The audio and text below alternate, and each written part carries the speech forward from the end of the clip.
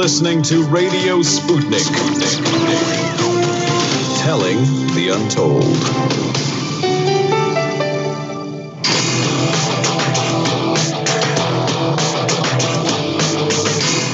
Fault lines.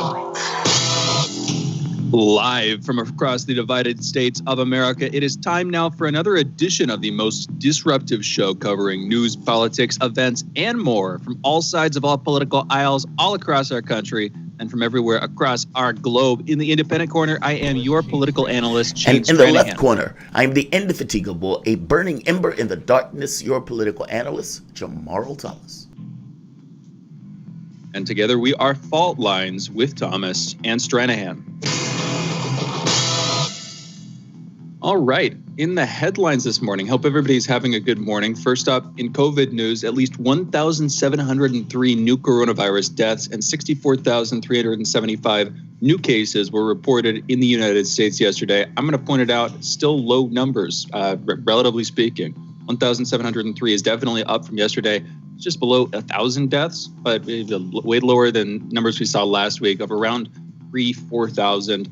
And then that 64,000 new cases, it's up from 55,000 yesterday. But again, within the last week, we've had basically 6 days that are all lower than the days we've seen since October. Basically 6 days where you've had less than 100,000 new cases. And last week, those numbers were all 80, 90,000. This week, it's been 50, 60,000. So again, grim state overall, but relatively speaking, things are getting better. Over the past week, there has been an average of 81,200 cases per day. It's a decrease of 43% from the average 2 weeks earlier. And as of this morning, more than 27,802,000 people in the U.S. have been infected with the coronavirus, and over 487,000 have died from it. Yesterday, French company BioSerenity announced that it has developed a face mask capable of neutralizing the coronavirus. The disposable mask, which is recommended to be worn for no more than 4 hours, consists of 4 layers laced with bactericidal and antiviral chemicals, cyclodextrin and quaternary ammonia. British Foreign Secretary Dominic Raab said he will urge the UN Secretary Council on Wednesday to adopt a resolution calling for ceasefires in conflict zones to allow the delivery of COVID-19 vaccines. Britain says that more than 160 million people are at risk of being excluded from coronavirus vaccinations because they live in countries engulfed in conflict and instability, including Yemen, Syria, South Sudan, Somalia, and Ethiopia. I'll just put it like this. Most of the countries on that list, I don't know as much about South Sudan, but Yemen, Syria, Somalia, and Ethiopia they've kind of been kept that way by stuff the U.S. started. They've either been put into a state of conflict and or kept there by the United States actions, our proxy wars, and our support in the 2010s of Islamic militants, in our war specifically against Syria. I don't know. Maybe we should reflect on that at some point. Yesterday, Representative Jamarl Bowman announced that his mother has died from coronavirus.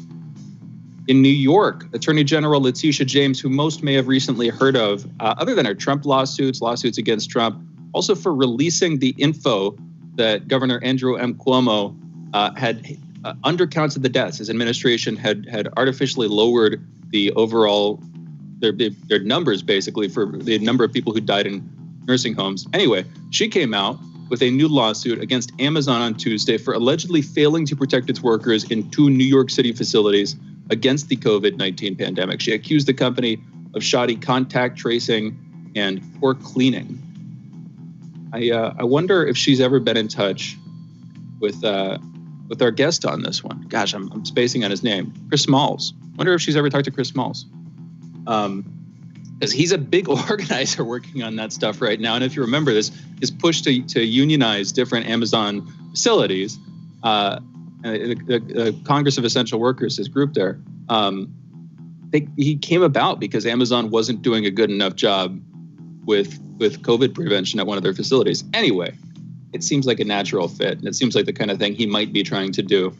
President Biden said Tuesday night that teachers should move up in priority for getting vaccines, although he didn't say whether he thinks teachers should be vaccinated before returning to the classroom. Mr. Biden's own Centers for Disease Control has said teacher vaccinations are not a prerequisite for school reopenings.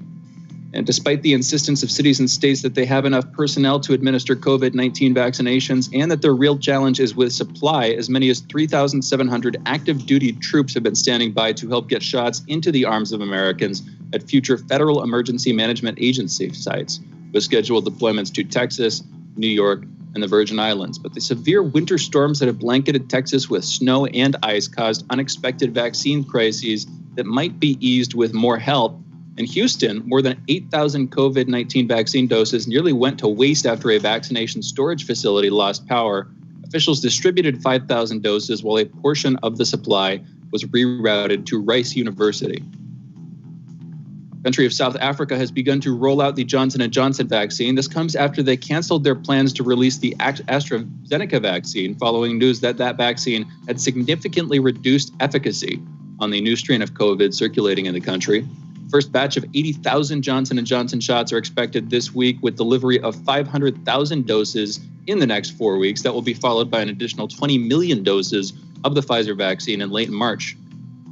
Back to the U.S. and national political news, total U.S. oil output has shrunk by a record third, or 3.5 million barrels per day and more, as anomalous, extreme low temperatures cause disruptions to well operations in Texas, the country's largest oil-producing region. Along with causing massive power outages, one of the coldest U.S. winters in decades has forced a number of the largest oil companies, including Motiva and ExxonMobil, to temporarily shut down their refineries, while over 2.7 million residents in Texas experienced power outages due to the record-breaking winter storm. A Facebook post reportedly written by a former Colorado City, Texas Mayor Tim Boyd, since deleted, went viral. In that Tuesday post, Boyd wrote that, quote, "No one owes you or your family anything, nor is it the local government's responsibility to support you during trying times like this. Sink or swim.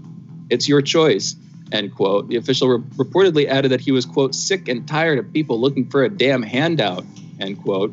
It appeared to suggest where people work on a game plan to provide for their families in such emergency situations, and, quote, "think outside the box," end quote. You mean the box that you live in? Do you mean just the go out onto the streets?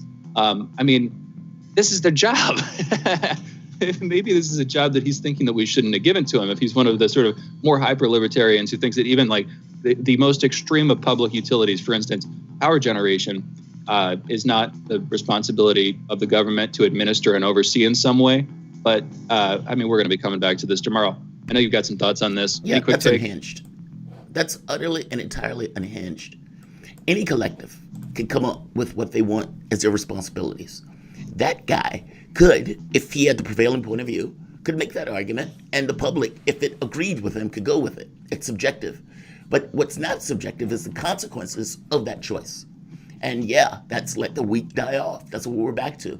Hey, if you can't handle for yourself, sucks for you, buddy. I got mine. F you. That's that policy. That's what he wants. That is not the role and the job of government. In fact, the government's job is opposite. In times of crisis, it is literally the responsibility of the social contract to ensure that those people are whole. Why would those people pay taxes? Why would they pay for Social Security? Why would they, you know what I mean? Like, why would they put all of these funds into a particular system if they didn't believe they were going to get something back when the system hit the skids? That guy's a lunatic. It is his job, and maybe he shouldn't be part of that job if he doesn't want to do it. Yeah, that's insane. I agree with you. What's also insane is that I bet a bunch of people are still going to like him for it. They're going to be thinking to themselves, yeah, if you don't have a generator and a month's supply of gas to power that generator on hand, you're a moocher or something like that. I don't know, man. That's a pretty extreme opinion, but yeah, it's ridiculous. I agree. In LA County, newly elected District Attorney George Gascon resigned today from the California District Attorneys Association, saying the group's all-white board indicates the group has failed to keep pace with changing times. The NAACP, meanwhile, has filed a lawsuit against former President Donald Trump and his lawyer and former New York City Mayor Rudy Giuliani, claiming that they violated a 19th century statute by inciting an insurrection that interrupted the proceedings of the House's deliberation on the Electoral College. The organization brought the suit on behalf of Representative Benny Thompson, a Democrat from Mississippi, along with several other representatives who are set to join as plaintiffs in the coming weeks.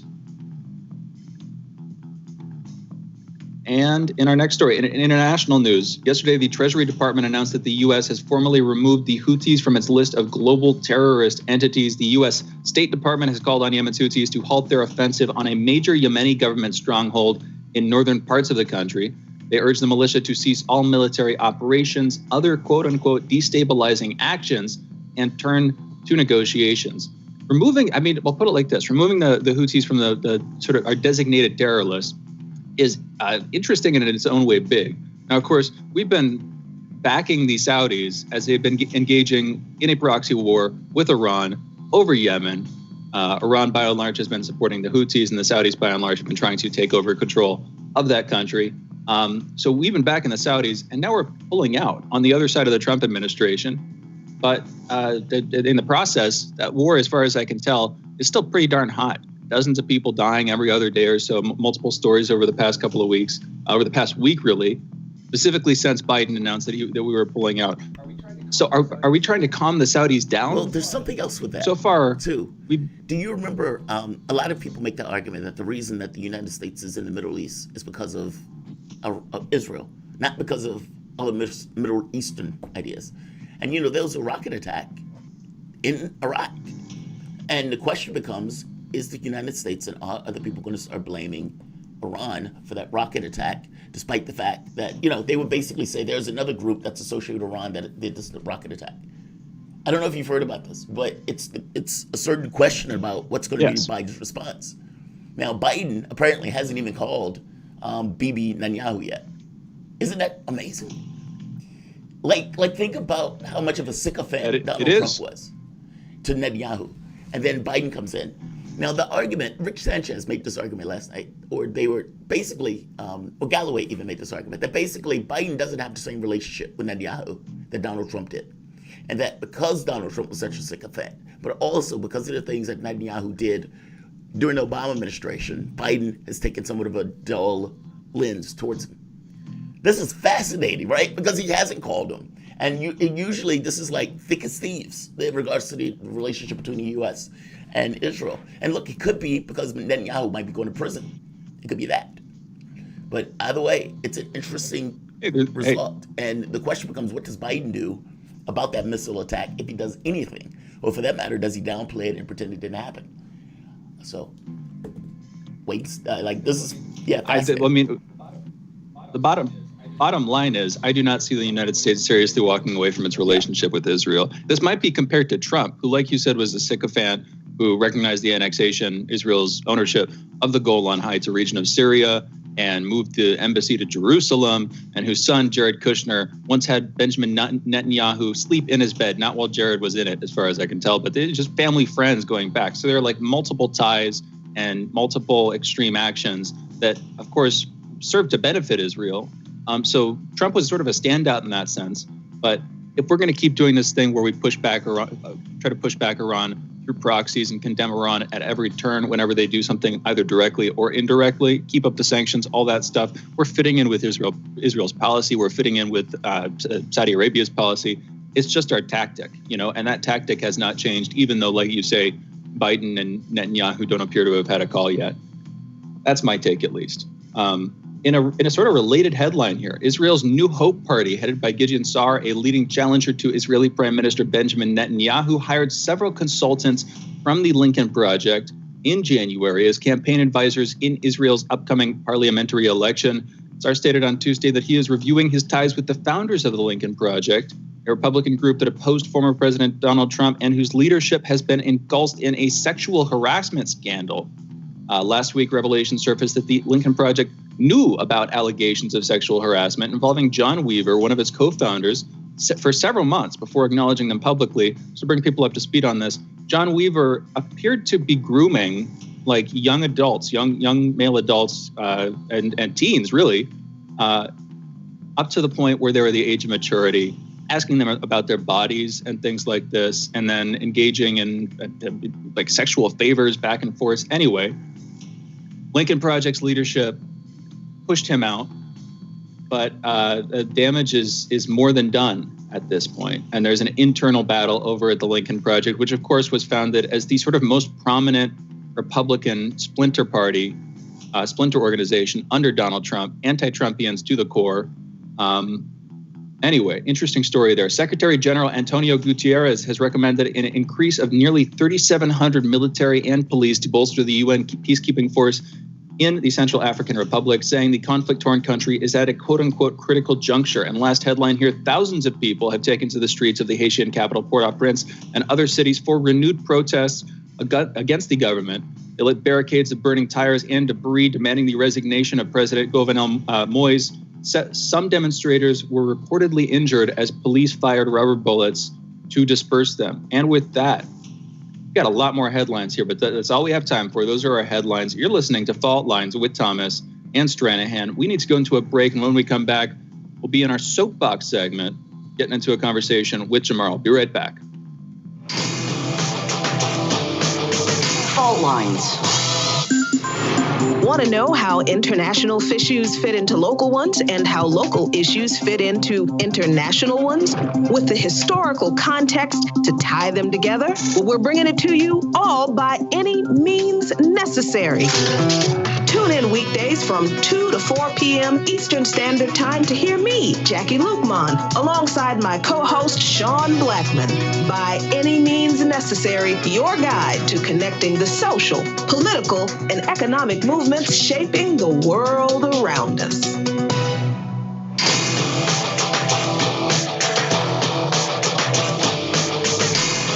Fault Lines. Welcome back to Fault Lines on Radio Sputnik. My name is Jamarl Thomas. I'm joined by my co-host Shane Stranahan, coming to you live out of our station in Washington, D.C. If you guys live in the area, you can catch us on radio at 105.5 FM and 1390 AM. We're also in Kansas City at 102.9 FM and 104.7 FM. If you guys are digging what Shane and I are putting down, whatever platform you're consuming this content on, give us a like and share that audio or video.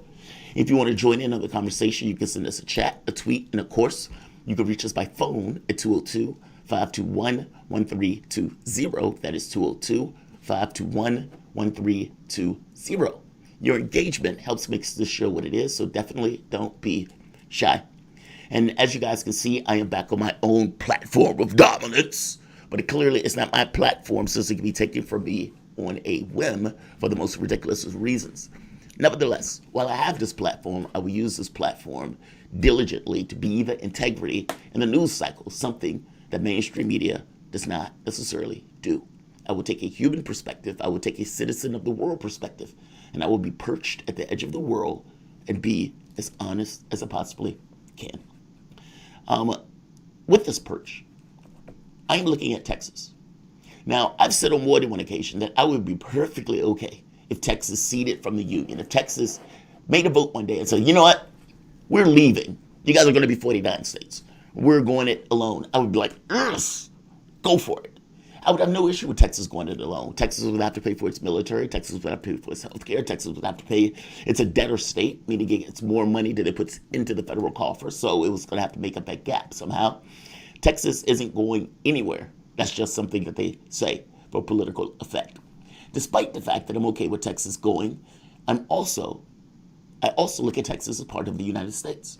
And regardless of what happens, if something happened to Texas, every bit as much as Virginia, every bit as much as New York, every bit as much as Florida or any other state, I would want all due diligence and powers to be put to veil that issue. It's part of the country. And so there were a lot of lefties that were laughing at the situation that Texas has found itself in, but I don't think they should. Yes, they have a right-wing government, but those are still human beings that are on the ground living under that right-wing government. And that right-wing government has basically exposed them to the havoc of a snowstorm. Texas is besieged by winter weather, and that's putting it mildly. The storm has knocked out energy and power for 4 million houses. The grid is basically to the brink of collapse. And it's one of those situations where all of these people, at a moment where they vitally need power, don't have it. In some cases, the water has basically frozen. Energy production is basically stalled in an energy-producing state. Let's listen to Governor Abbott of Texas. Let's hear who he believes to be the culprit of this very specific instance of the winter weather that these guys have and an unpreparedness that they had in the face of that particular winter weather. Let's hear Governor Abbott. Sean, this shows how the Green New Deal would be a deadly deal for the United States of America. Texas is blessed with multiple sources of energy, such as natural gas and oil and nuclear, as well as solar and wind. But you saw from what Trace said, and that is our wind and our solar got shut down, and they were collectively more than 10% of our power grid. And that thrust Texas into a situation where it was lacking power in a statewide basis. That was power that was spread out by that ERCOT organization that you were talking about. As a result, it just shows that fossil fuel is necessary for the state of Texas as well as other states to make sure that we'll be able to heat our homes in the wintertime and cool our homes in the summertime. The problem is the Green New Deal. The problem with Texas is the Green New Deal. The problem with Texas is that these other parts of energy, like wind, that's the thing that they lumped on, or many Republicans jumped on. Wind, the problem is wind, the problem is wind. In the words of this Texan, let's see, where's this gentleman's name? Michael Weber, energy resource professor at the University of Texas in Austin. He says what everybody knows, Texas is an oil state. The idea that you're going to point to wind, that you're going to point to the Green New Deal, I was entirely unaware that Texas had implemented the Green New Deal all on its own, because it did not. These are ideological actors, and everything becomes politics, even when it is not. And keep in mind, a lot of this is face-saving mechanism, face-saving maneuvers. All of these guys were gas men, and now Texas has fallen into disrepute. Beto, who I don't typically go to, but Beto makes a very good point. He says we are nearing a failed state in Texas, and it has nothing to do with God or natural disasters. It has everything to do with the leadership of those in positions of public trust who have failed us. Almost every major city in Texas tonight will see sub-freezing temperatures, and many will not have electricity or power, or in many instances, water. They won't even have the basics of water. So much of this was avoidable. And of course, he's right. And the answer to it is not windmills in the way that many of these Republicans are saying. Right here. This is the official from the Electric Reliability Council of Texas said, quote, Tuesday afternoon that 16 gigawatts of renewable energy generation, mostly wind generation, was offline. Nearly double that, twice as much, 30 gigawatts have been lost from thermal sources, which include gas, coal, and nuclear energy. The problem with Texas is not the Green New Deal, because they never implemented the Green New Deal. The problem with Texas is not wind energy, because wind energy is not the prevailing means, and even the other means of gas and those items also failed miserably. The problem with Texas is similar to the problem in New York: bad governance. And instead of dealing with the fact that you have bad governance, dealing this weird, instead of trying to deal with the reality of events, they use mendacity to try to ignore it. I mean, at the end of the day, this could have been avoided if resources, if information, or for that matter, emphasis or intent was placed upon Texas. It's fair to say that this storm was, even though it was foreseeable to happen at some point, it's not necessarily the norm. Whether it's the norm or not, it looks like you will build your energy systems in a way to be resilient. That just seems to be the most common thing in the world. But in order to do that, you would have to invest resources. And therein lies the problem. The moment that this became a for-profit industry, when the numbers go up, when the value goes up, they make more cash. And just like in California, when they had Enron, they were making more cash when people were suffering and the oil prices and the gas prices went up. Those people, however, did not necessarily have the money to pay for those increases, oil, gas, and energy costs. I'm making the point that the problem is that the energy grid is a for-profit. The problem is that we didn't invest the money necessary to ensure the energy grid was stable, the energy was strong, and the energy grid was resilient. And just like Cuomo in New York, blame, non-contrition, an inability to take responsibility for failings and failure that have caused large number of people great amount of distress. That's what we have. Seems to be standard operating procedure. Some of this is understandable. If you admit to a mistake, you're going to be attacked by your opponents. You're going to be attacked by the other political parties. They're going to seize upon the instance of your contrition, which creates an inhibition for you to give that contrition. By the same token, your message is not just to the other political class. Your message is also to the population itself. And the population itself would accept contrition far faster than would accept this nonsense of blame. Right now, Republicans are trying to take this into an ideological position of blaming wind and blaming Democrats and blaming the Green New Deal and blaming anything other than their own malfeasance and inattentiveness to the energy concerns of Texas, or for that matter, this country. Yes, we should nationalize the energy grid. Yes, emphasis should be put on making those systems resilient, making those systems functional, even considering putting those systems underground, regardless of the additional funds it would take. It would keep our systems that much more in place.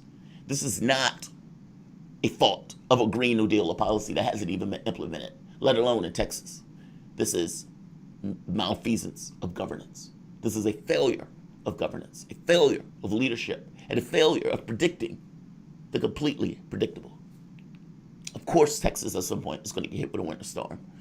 Every state at some point is going to get hit with a winter storm. It even snows in the mountains of Australia at a certain point, despite the fact that that state basically stays, that country stays 60, 50, 40 degrees, usually above snow. I'm making the point that whether you could foresee it tomorrow or not is irrelevant to the fact that you still should have had the due diligence to ensure that the energy systems were resilient. And claiming the Green New Deal is at fault is sad, pathetic, and infinitely ridiculous. Shane, what are your thoughts? Is the Green New Deal the reason that Texas is basically, 4 million, 5 million houses without electricity right now? Because I don't think so. No. Not by and large. So the frozen wind turbines are a fraction of the total power output loss here, but the largest part of it, as far as I can tell from the research I was doing, is the pumps, the natural gas pumps, the extraction pumps, how they actually procure that natural gas. Those didn't have anti-freezing insulation. And so, due to the extreme cold, they stopped. And now,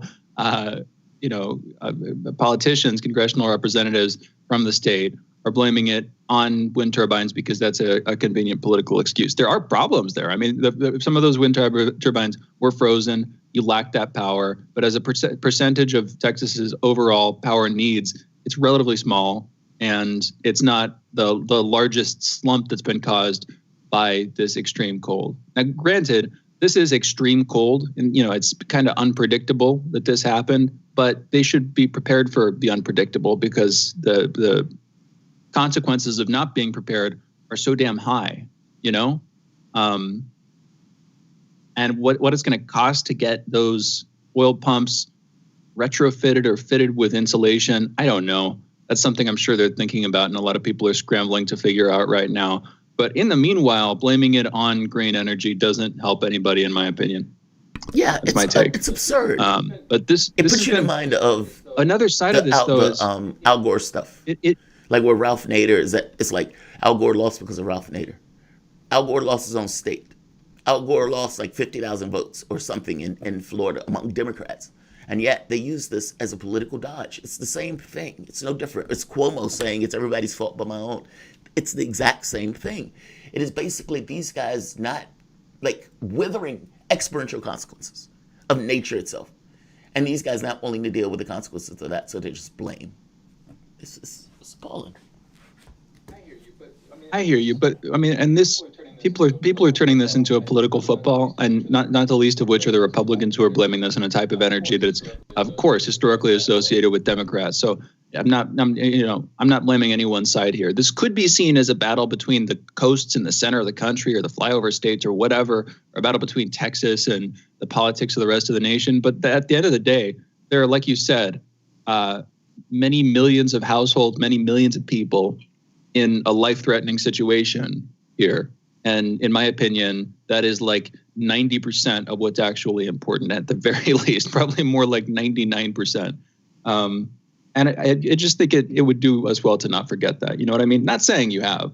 I'm just saying, while this is a political issue, and while we handle it, obviously involves our political system, is caused by problems in our politics, at the same time, there are a lot of people at serious risk of loss of life or loss of property, lots of things. We're not even talking about the animals yet, of course, who wouldn't be used to this, but that's obviously an aside. Anyway, we need to go into a break. Any last thoughts, Jamarl?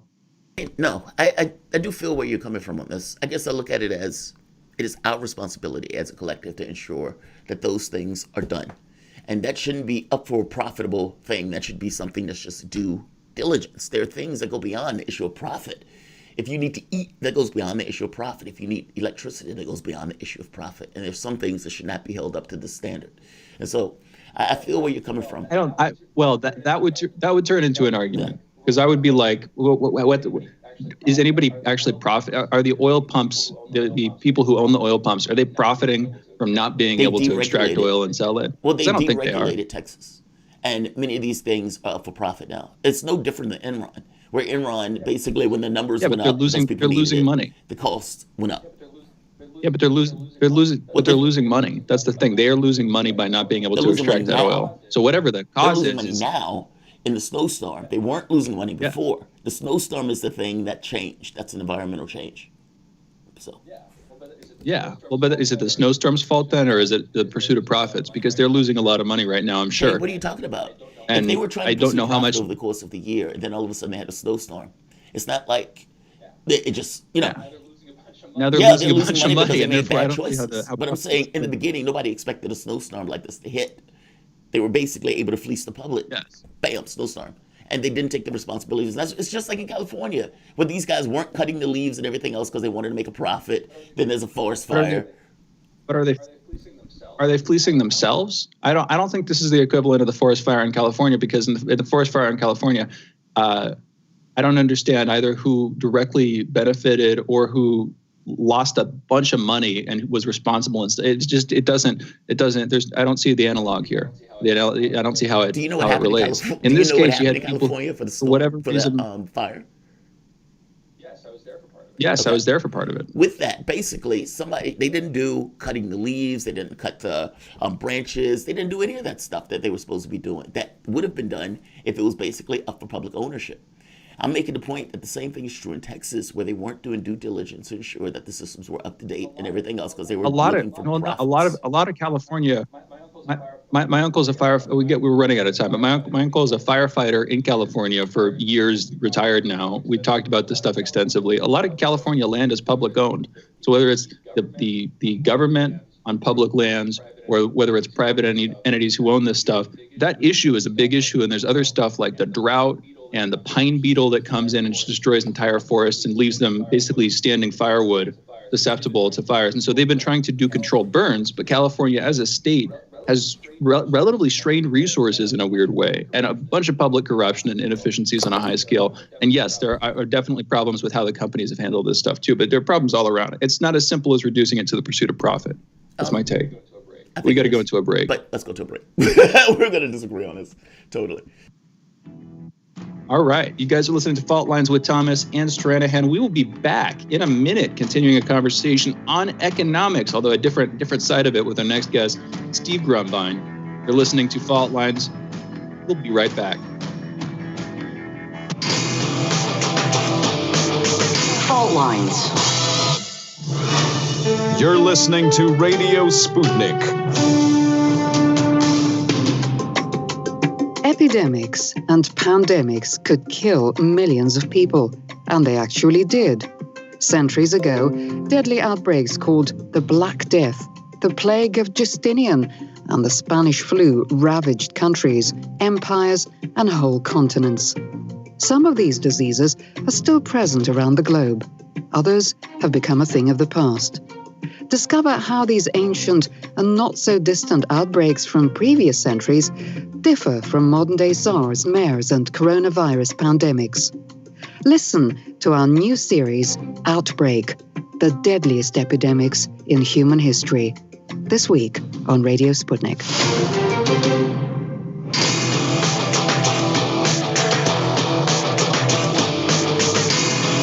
Fault Lines. And we're back. You're listening to Fault Lines with Thomas and Stranahan. And we are joined by Steve Grumbine, political, economic, and social justice activist and founder of Real Progressives and Real Progress in Action. That's a 501c3 and a 501c4, respectively, both dedicated to education and advocacy for modern monetary theory. Steve, thank you for joining us. How are you doing this morning? Hey, I'm doing great. Thanks for having me on, guys. Hey, thank you for being willing to join us. We're going to talk about Bitcoin first. We got other stuff to talk about as well, like the Pecora files, a project you started, Wall Street, and investigations that are long since due into Wall Street. But we'll come back to that first. Bitcoin hit an all-time high in the past couple of days. First, it hit $50,000, then it slumped back down, and now, as of this morning, standing at $51,240. And this is after a couple of months where the value of a Bitcoin has continuously risen. I remember the halcyon days when a Bitcoin was like the fraction of a slice of a pizza or something like that. And then people started to use it, and you could buy like a pizza with the Bitcoin. So it's, $5, $10, $15, $20, that kind of thing. And over the past half decade or so, it has risen like like nothing else. It's gone up like crazy. And in just the past couple of months, it hit another all-time high, $30,000. That was over the new year, and a peak of $40,000 less than 10 days later on January 9th. That preceded a slump, a short-term slump that ended in late January. Since then, it has come back and back and back. And I remember this coincided with the GameStop speculating frenzy thing that was going on, driven by Redditors over on Wall Street Bets. That seemed to coincide with it hitting the end of its slump and starting to come back up. I'm not sure if there's a causal correlation there, just pointing it out. Anyway, big investors, not least of which I would say be Elon Musk, officially now the richest known man in the world, threw like $1.5 billion into Bitcoin within the past couple of weeks. And then more mainstream types, whether you're a bank or whether you're MasterCard has decided to accept Bitcoin. They've decided to integrate it into their network. And now the Bank of New York Mellon is taking Bitcoin deposits. They're going to be offering Bitcoin storage services. So Bitcoin has gone mainstream. Whether they've sold out or they've gone big, I'm not sure here, but there's definitely getting more official and more official recognition. And that seems to be driving the value of a Bitcoin up. I wanted to bring you in to talk about this, just to give people, a lot of folks already know what cryptocurrencies are. But for those who don't, could you try to give your brief sort of intro explanation? No, you're not, too deep personally into this stuff, but your brief initial explanation for how a Bitcoin differs from regular currency, what your perspective on it is. Is this all just speculation? Is this all just an investor-driven frenzy? Or is there some long-term sustainable, stable value there that this is creating? Is this just another poppy mania, or is this something more than that? What's your take on it, Steve? And what is it, after all? So, bottom line is that all the cryptocurrencies out there are still commodities. They're still very unstable. No matter how exciting you get, they're still very unstable. And the other thing is that they have a specific quality about them that renders them not really a currency. Okay, and that is, number one, it can't be used to pay taxes. And when in states, there's a place in Florida that started opening up the floodgates for people to pay and various crypto. And there's stuff in Ohio that allows people to pay in crypto. But what it does is they say, hey, Mr. Government, here's my $50 worth of Bitcoin. And they give them that. The government then in turn takes that $50 of Bitcoin, cashes it out for US dollars, and then takes it back. And so really at the end of the day, Bitcoin and all these other commodities, these cryptocurrencies are really commodities. They're really speculative tools. We do have, I won't mention which coin, but we do have one coin that we receive some money from, if you will, some value from, for one of the channels that we operate on. And one day I was like, oh my goodness, what the $4,000 worth of said coin? And I was like, we should invest that in Dogecoin or whatever. you start getting really excited. And then we went the next day and it had dropped over $1,000 worth of said coin. So everything is valued in US dollars. So everything's valued in some other, proper, national currency. And ultimately, it's like an envelope that carries US dollars privately through a system. And at the other end, you open up the envelope and there's US dollars inside. It's not really a currency in the sense of what we think of a currency as. It really is a commodity. You're never going to get a Green New Deal with Bitcoin. I'll put it to you that way. It's very strange to me because, like you said, the value of it fluctuates so readily. What causes that fluctuation like that? Like, because currencies, if a currency went through that level of hyperinflation, or for that matter, deflation, people would be losing their shirts. People would be outside begging for food and whatnot in a very short order. So why does it do that? Why does Bitcoin do that? I mean, because supposedly I thought Bitcoin was based on the number of those things that were mined. And so it's like, if indeed there's supposed to be this kind of stable backing to it, why does the value fluctuate so readily?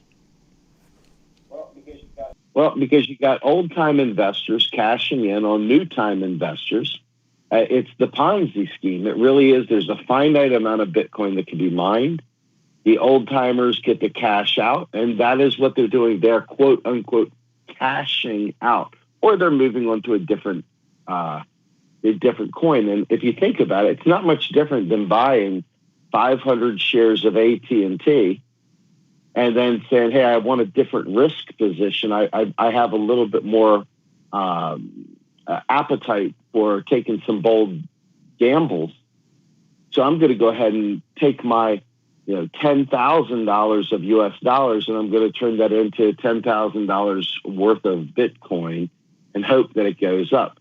Some old-time investors licking their chops as you go and buy that, and then they go ahead and max out, and then they cash out. So this is kind of the cycle where old-timers cash out, make their money, and let the newcomers come in and take on that risk.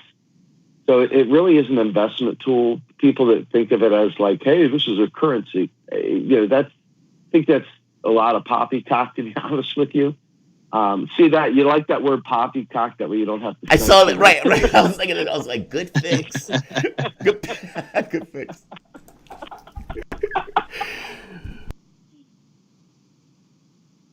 So that's it in a nutshell. Really, I have no problem.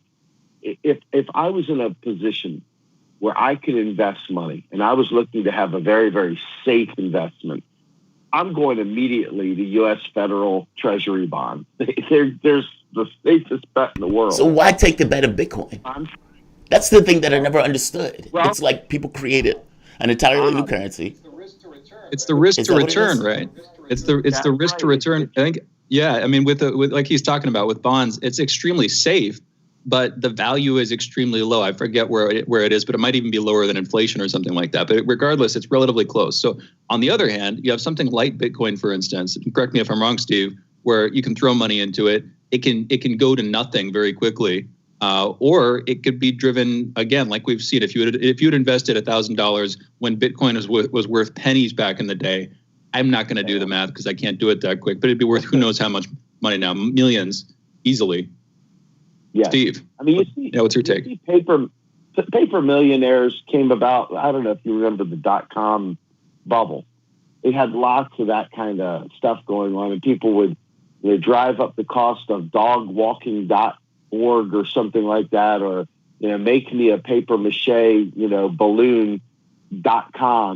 People would invest it. They never have a single customer, but daggone it, they become millionaires overnight. Some vulture capitalists would come in, buy up the company, tear it up, sell it off in parts, and the cycle would continue. Well, with Bitcoin, what's happening is you see people jumping in, saying, "Man, this one," like the other day, the Dogecoin. And I hope I'm saying that correctly. I'm probably butchering it, but I had every Tom, Dick, and Harry tell me, "Oh, you got to invest in Dogecoin. You got to invest in Dogecoin. It's gone up $1 bazillion, because of the GameStop stuff."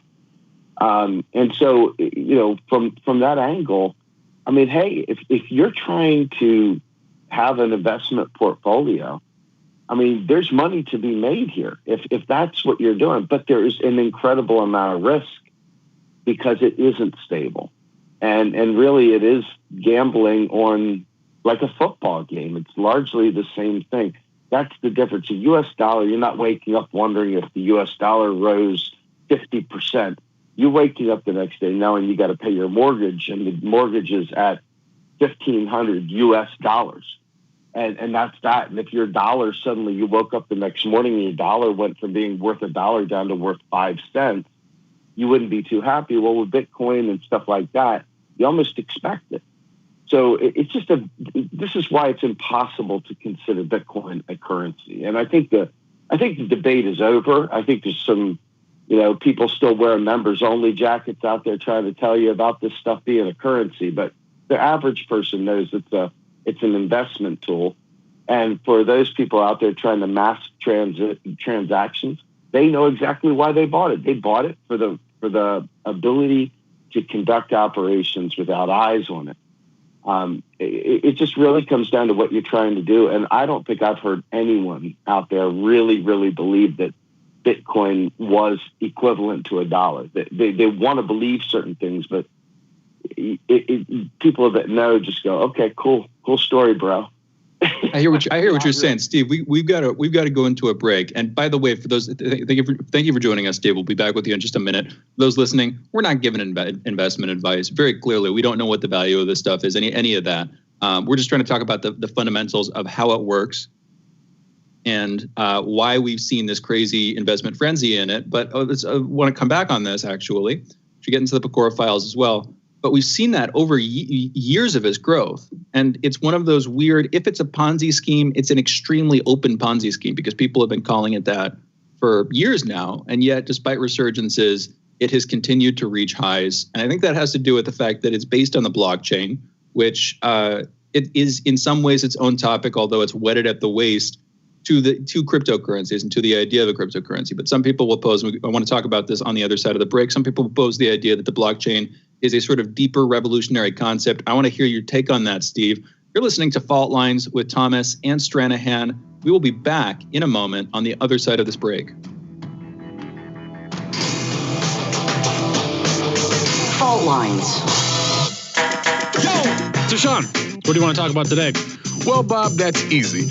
I want to talk about the need to stop the development of self-driving cars. Again, Sean, you're driving me nuts. I think the self-driving car thing's already out of the gate. No. It's never too late. See, now the leading experts in the field, just pick one, whichever one, leading experts have repeatedly warned us about the dangers of artificial intelligence. Look, I'm telling you, man, we have to stop the robots by any means necessary. I see what you did there. Yep. Tune into our show By Any Means Necessary daily from 2 to 4 p.m. Eastern Time on Radio Sputnik. And don't forget to call in at 3:20 p.m. to our studio number 202-521-1320. And if you miss us live, check us out on SputnikNews.com, Spreaker, iTunes, iHeartRadio, Spotify, or wherever you listen to podcasts to stay up to date on the latest political, social, and economic movements shaping the world around us.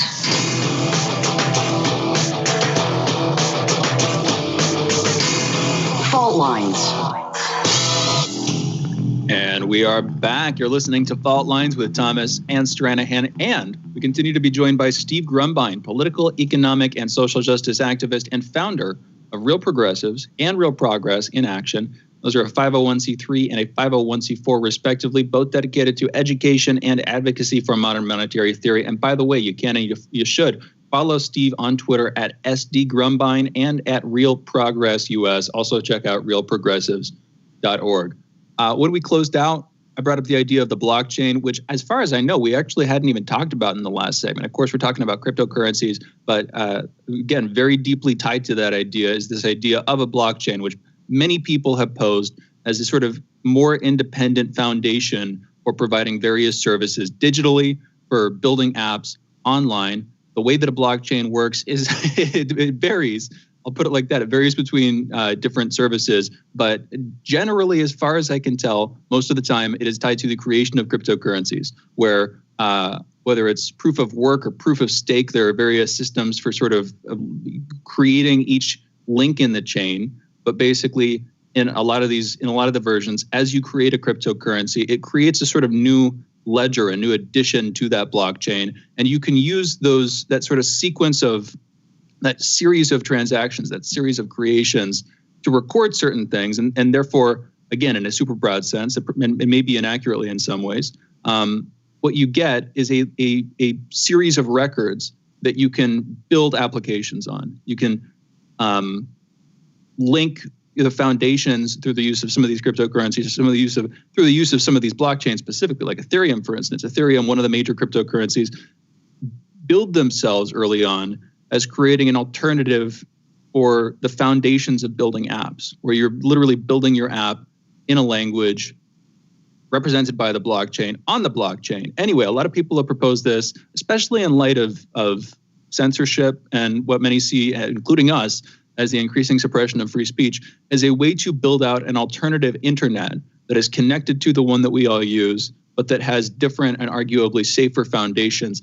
Coming back to the idea of a Ponzi scheme, Steve, Ponzi schemes also, I'll note this, often have some other ideological component.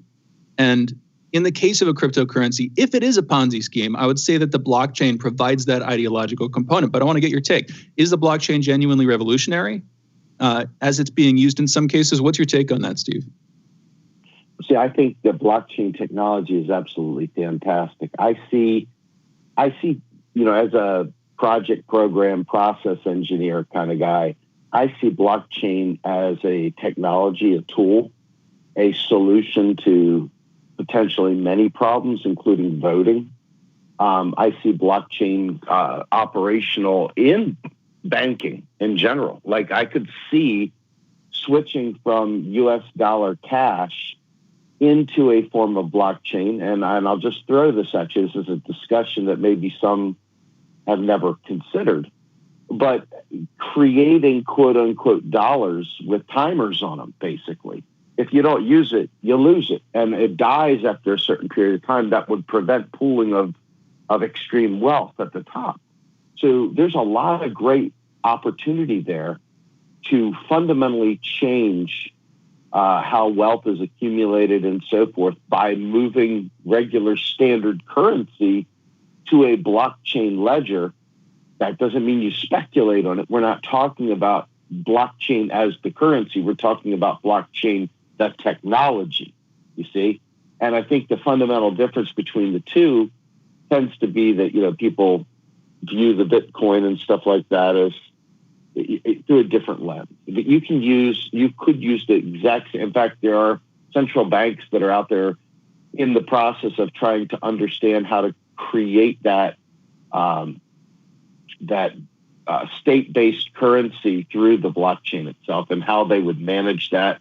One of the great leading voices in that is a guy named Ron Gray. Another guy that you might want to check out is a really, really phenomenal guy named Brett Scott, UK guy. There's many more, but those two in particular really, really stand out as thought leaders in the space.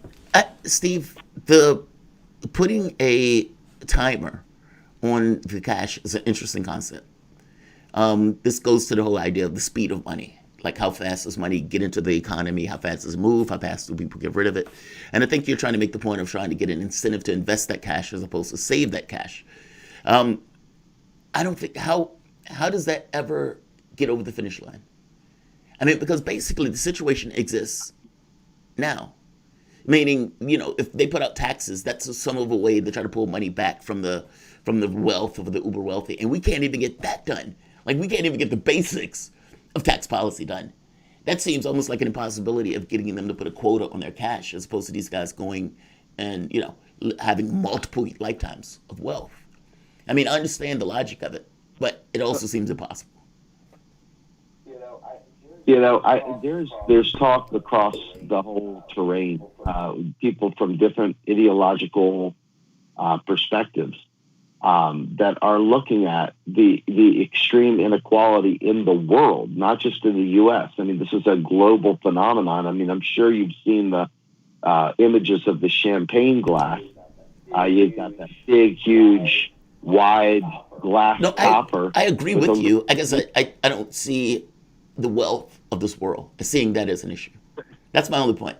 Like, it's like, I think it's more like Hunger Games. I think it's like they would go to a buffet, they would eat as much as they can, they would take a pill to throw up, and they would eat more, despite the fact that you have starving people in the other districts. That's what I think we are. That's where I think we're at.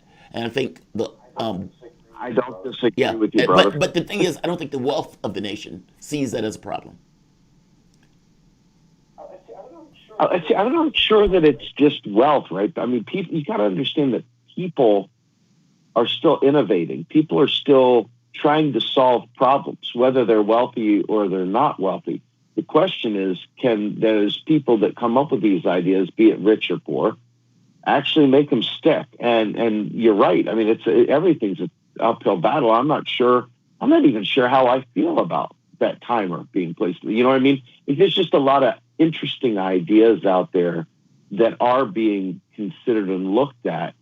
And it's just worthwhile to look into. If you don't agree with the timer, what would you agree with? Like, what would you think of as a solution? Maybe solution is too strong, but a way to combat it. Yeah, it's as good a solution as any as I've heard. I'm saying I just don't know how I feel about it, right? Again, there's implications. I mean, on the surface level, it's like, yeah. And you start picking at that, and you start saying, oh, I see this potential problem. Like, you know, I mean, little people saving money, right? You know, how does that work out? And, you know, I could see somebody with extreme wealth. I mean, but how does, coin A know that coin B has been around, or does it matter? Is it an independent thought? Where's that, decision-making done? I mean, there's just a lot of questions, and there are probably answers out there that I just don't know. I'm just not well-versed enough in it. But it definitely addresses some of the more major concerns. But you realize this also, most of the oligarchy and the wealthy people of the world, when I say wealthy, I'm not talking about people that earn, a living. I'm talking about wealthy people that have passed on billions generation to generation. I have the, gilded walls and stuff like that. These people don't really worry about the regular economy. These people have wealth that exceeds the economy in terms of, so I'm not sure that they're the ones that maybe they have some sort of, a noble cause. Maybe they suddenly find a way that this works for them. I don't know. I really don't have the inner, the inner insights these people have. But I know from a perspective of extreme pooled wealth, this is definitely the best solution I've heard. There may be more, but I thought it was a valid concept. All right. We've only got a couple of minutes left. We've only got about 2 minutes here. I want to take the time to get out your new podcast, your new venture, the new Untouchables, and the Pecora Files. Can you tell us where people can find this, what you're doing over there, and just a little bit about, we've only got maybe a minute at this point, a little bit about Ferdinand Pecora and why you think he's important to understand now in 2021. Steve. Absolutely. So you can find the new Pecora. It's called the new Untouchables, the Pecora Files, and it's a podcast with people such as the legendary Bill Black, my co-hosts Patrick Lovell and Eric Vaughn, and these whistleblowers during the great financial crisis, the people that witnessed the countrywide mortgages and the Robert Rubin's recycling through government. And why does it matter today? It matters more today than ever as we watch the way the handling of the CARES Act and these other investments that are going on within Wall Street and shadow banking. And we're watching the Fed backstop all that while the people still don't have survival check. So, yeah, it's very important now. And we would love to see those people go to jail. And so we would love to see a Ferdinand Pecora style hero come up and really take Wall Street in the form of a hearing and really bring the bad guys down. And that's what Ferdinand Pecora did. He was a Republican, ironically, the FDR had brought in to basically take on Wall Street. And the guy didn't understand finance, but he understood fraud, elite fraud at that. And he was able to bring the bad guys down. So it'd be great. And I agree. We need something like that now. And again, folks, if you want to check out the new Untouchables, go over to realprogressives.org. Check out that new podcast. Steve, thank you so much for joining us. For those listening, that was the voice of Steve Grumbine, political, economic, and social justice activist and founder of Real Progressives and Real Progress in Action. And you're listening to Fault Lines. Thomas, and Stranahan. We're going into a break, but we'll be back in a minute with Headline.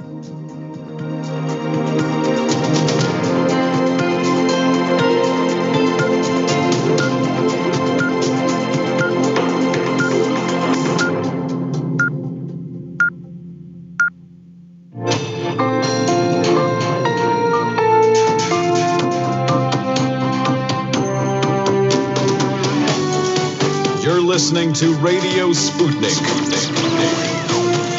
Telling the untold.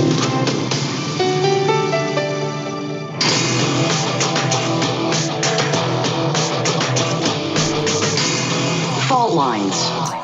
Live from the divided states of America, welcome to your daily inoculation for propaganda.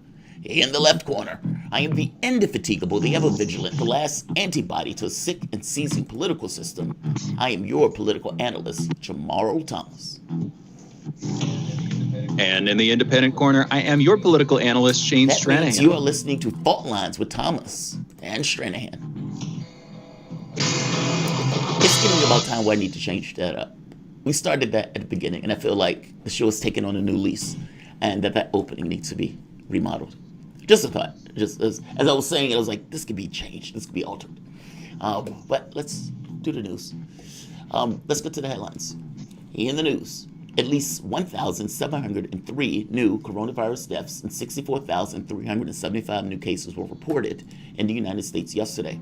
Over the past week, there's been an average of 81,200 cases per day, a decrease of 43% from the average 2 weeks earlier. As of this morning, more than 27,802 people in the United States have been infected with the coronavirus, and over 487,000 have died. That number is going down. I mean, it's precipitously at this point. Let's hope it stays that way. Yesterday, French company BioSerenity announced that it developed a face mask capable of neutralizing the coronavirus. The disposable mask, which is recommended to be worn for no more than 4 hours, consists of 4 layers laced with bactericidal and antiviral chemicals, cytodextrin and quaternary ammonia. British Foreign Secretary Dominic Raab said he would urge the UN Security Council on Wednesday to adopt a resolution calling for a ceasefire in conflict zones to allow for the delivery of COVID-19 vaccines.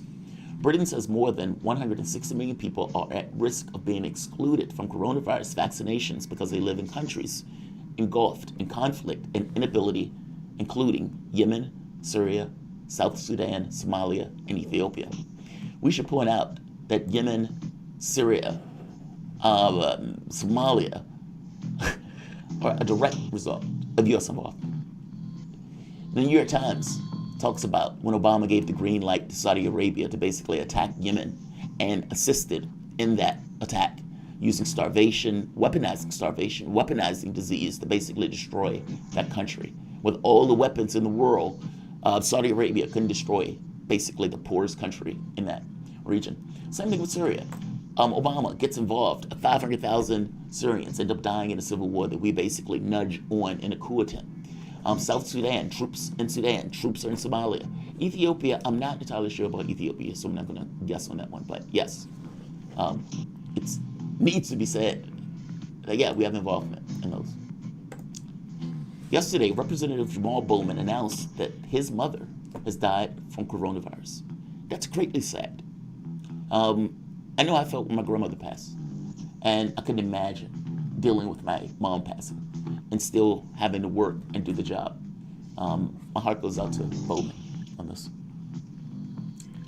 New York Attorney General Letitia James sued Amazon on Tuesday for allegedly failing to protect its workers in 2 New York City facilities against COVID-19 pandemic. She accused the company of shoddy contact tracing and poor cleaning. You know what I love about this? Attorney General James has been on the ball. She has been on the ball, 1,000% on the ball. Now, I can't speak to each and everything that she's done, so don't misunderstand me. So I can't necessarily back up the vagaries of her nature if such present. I do know that she went after Cuomo to get him to expose the fact that he had twice as many deaths in nursing homes that he basically said, which blew the lid off of this thing and created all sorts of problems for Cuomo. And now she's basically going after Amazon. Yeah, as an attorney general, you have a responsibility to the public, and these are things that you should be doing. Shane, what do you think about that? I mean, because I got to be honest, I actually like an adversarial attorney general when it's adversarial against the powerful. And usually that's not what you get. Usually you get, going after the poor, going after the people who can least afford to defend themselves. In this case, she went completely after Governor Andrew Cuomo, who was out there chest thumping and spiking the football after winning an Emmy with all of those deaths on his conscience, basically hiding the number of deaths. And now going after Amazon. Good work. Good work. President Biden said Tuesday night that teachers should move up in priority for getting vaccines, although he didn't say whether he thinks teachers should be vaccinated before returning to the classroom. Mr. Biden's own Center for Disease Control has said teacher vaccinations are not a prerequisite for school reopenings. Why not? Why aren't they? Why are you going to send teachers into a situation where they themselves could be ill or they themselves can pass on the virus to kids who, whatever you like to believe, can be affected with the virus? I'm making the point that teachers are important in this process, every bit as much as, especially if we're sitting in the back, every bit as much as store clerks, every bit as much, I would even go so far as to say on some level, maybe a notch below doctors. Teachers are vitally important. And if they're going to be teaching our kids and talking to our kids, I want those teachers secure on some level to keep our kids secure. What do you think, Shane? It seems like it should be a prerequisite. I think we should do everything we can to keep them secure. I agree with you. I mean, I'll put it like this, though. This is the standard pushback argument, but it holds.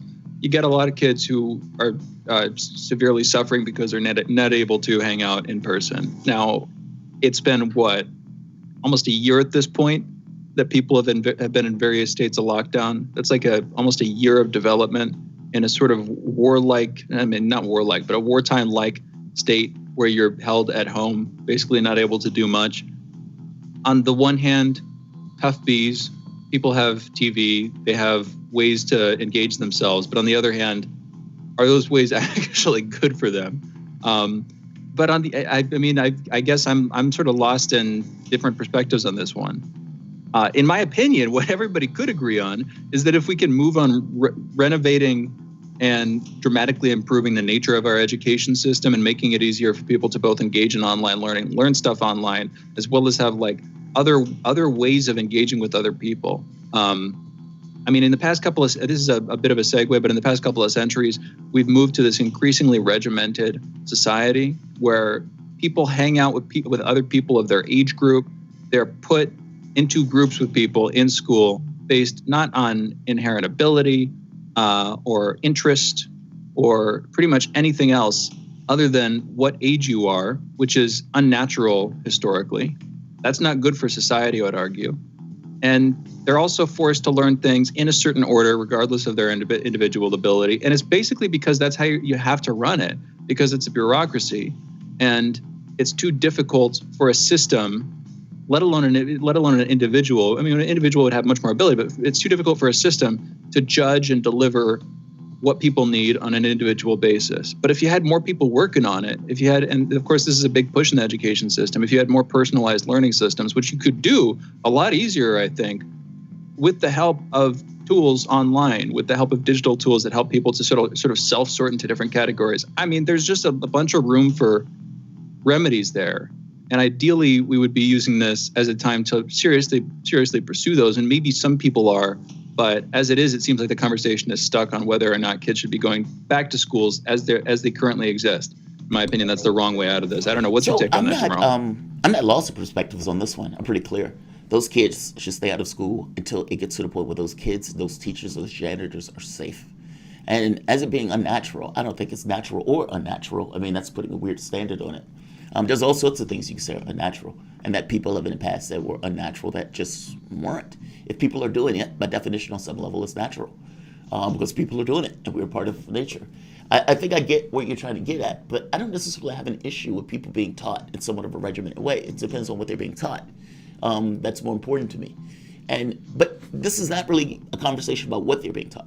This is mostly a conversation on whether or not they should be forced to go back into an environment that may be unsafe when the kids are perfectly fine with getting online learning. There are all sorts of things that people have to deal with on a typical basis that are not great, that they don't want to have to deal with, that are stressful, that they struggle with. All of those things are true. Working, in general, you can make an argument, is somewhat unnatural. Sending a person 8 hours to do a specific task, and then they leave without the benefits of their labor over the course of the day. They just leave it at the office, and what they've done just stays there.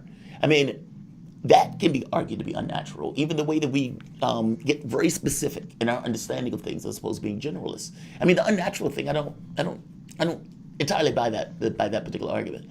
I do understand, though, the argument where people will say, well, if you inoculate teachers, who are you going to take it away from? Like, do you take it from doctors? Do you take it from nurses? Who do you take it from? And I think that's a valid point, right?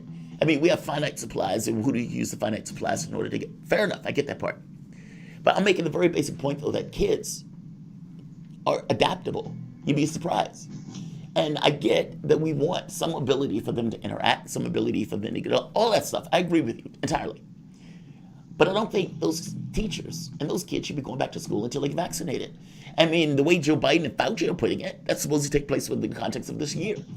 So a few months extra to ensure safety, I don't think it's a bad thing.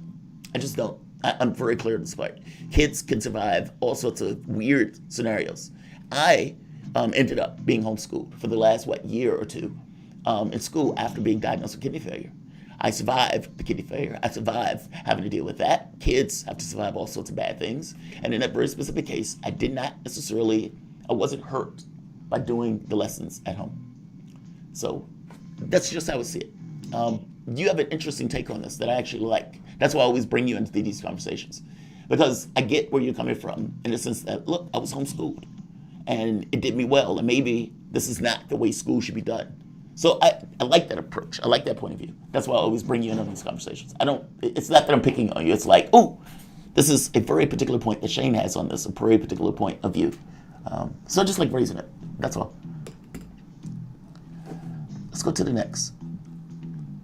Despite the insistence of cities and states that they have enough personnel to administer COVID-19 vaccinations, and their real challenge is with the supply, as many as 3,700 active duty troops have been standing by to help get shots in the arm of Americans at future Federal Emergency Management Agency sites, with scheduled deployments to Texas, New York, and the Virgin Islands. But the severe winter storms have blanketed Texas with snow and ice has caused unexpected vaccine crisis, which might be eased with more assistance. In Houston, more than 8,000 COVID-19 vaccine doses nearly went to waste after a vaccination storage facility lost power. Officials distributed 5,000 doses, while a portion of the supply was rerouted to Rice University. There's an interesting case that took place where they were trying to put a doctor in jail or pressing charges against the doctor. They were doing this because the doctor was running out of, basically, the facility lost storage capacity, and he wanted to get rid of the shots as soon as possible before those shots basically went to waste. So he gave somebody the shot because he didn't want it to go to waste, and they prosecuted him, basically saying he was stealing the dose. South Africa has begun to roll out the Johnson & Johnson vaccine. This comes after canceling its plans to release the AstraZeneca vaccine following news that the vaccine has significantly reduced efficacy on the strain of COVID-19 circulating in the country. The first batch of 80,000 Johnson & Johnson shots are expected this week, with the delivery of 500,000 doses in the next 4 weeks. That will be followed by an additional 20 million doses of the Pfizer vaccine in late March. Total U.S. oil output has shrunk by a record 1/3, or 3.5 million barrels per day and more, as anomalous low temperatures cause disruptions to the well operations in Texas, the country's largest oil-producing region. Along with causing massive power outages, one of the coldest U.S. winters in decades has forced a number of largest oil companies, including Motiva and ExxonMobil, to temporarily shut down their refineries. While over 2.7 million residents in Texas experienced power outages due to the record-breaking winter storm, a Facebook post reportedly written by a former Colorado City, Texas Mayor Tim Boyd, and since deleted, went viral. In his post, Boyd wrote that, quote, "No one owes you or your family during trying times like this. Sink or swim, it's your choice. The official reportedly added that he was, quote, sick and tired of people looking for a damn handout, unquote. Boyd appeared to suggest people work on a game plan to provide their families in such emergency situations and to think outside of the box. That's a despicable human being. People run to bad ends. I guarantee you the person who's starving isn't doing so willingly or isn't doing so because he doesn't necessarily want to eat. All sorts of environmental circumstances can go to a person and get to a person that causes them trial and struggle. It is part of being a person. And the idea that he is basically repudiating people for poverty is problematic. It is literally the government's or the state's responsibility to ensure that people are made whole. Provide for the general welfare is literally in the Constitution. Those are your headlines. You're listening to Fault Lines with Thomas and Stranahan. We will be back in a moment with the one and only Margaret Kimberly.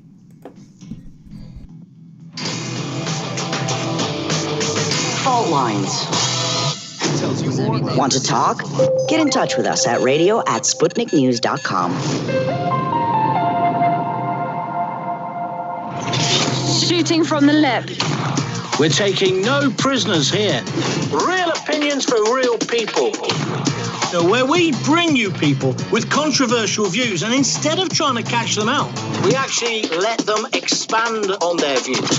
What's going on in British politics, European politics, and indeed in world politics as well.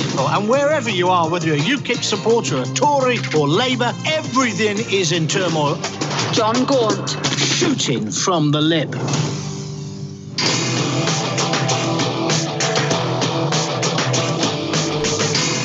Fault Lines. Welcome back to Fault Lines on Radio Sputnik. My name is Jamarl Thomas. I'm joined by my co-host Shane Stranahan, coming to you live out of our station in Washington, D.C. If you guys live in the area, you can catch us on radio at 105.5 FM and 1390 AM. We're also in Kansas City at 102.9 FM and 104.7 FM. If you guys are digging what Shane and I are putting down, whatever platform you're consuming this content on, give us a like and share that audio or video. If you want to join in on the conversation, you can send a chat, a tweet, and of course, you can reach us by phone at 202-521-1320. That is 202-521-1320. Your engagement helps make this show what it is, so definitely don't be shy. Well, interestingly enough, Joe Biden has been president for roughly a month now, maybe a little bit more than a month, and I've called him the inert candidate, a puff of smoke, the anti-Trump in many respects, and as the anti-Trump, basically away from the public.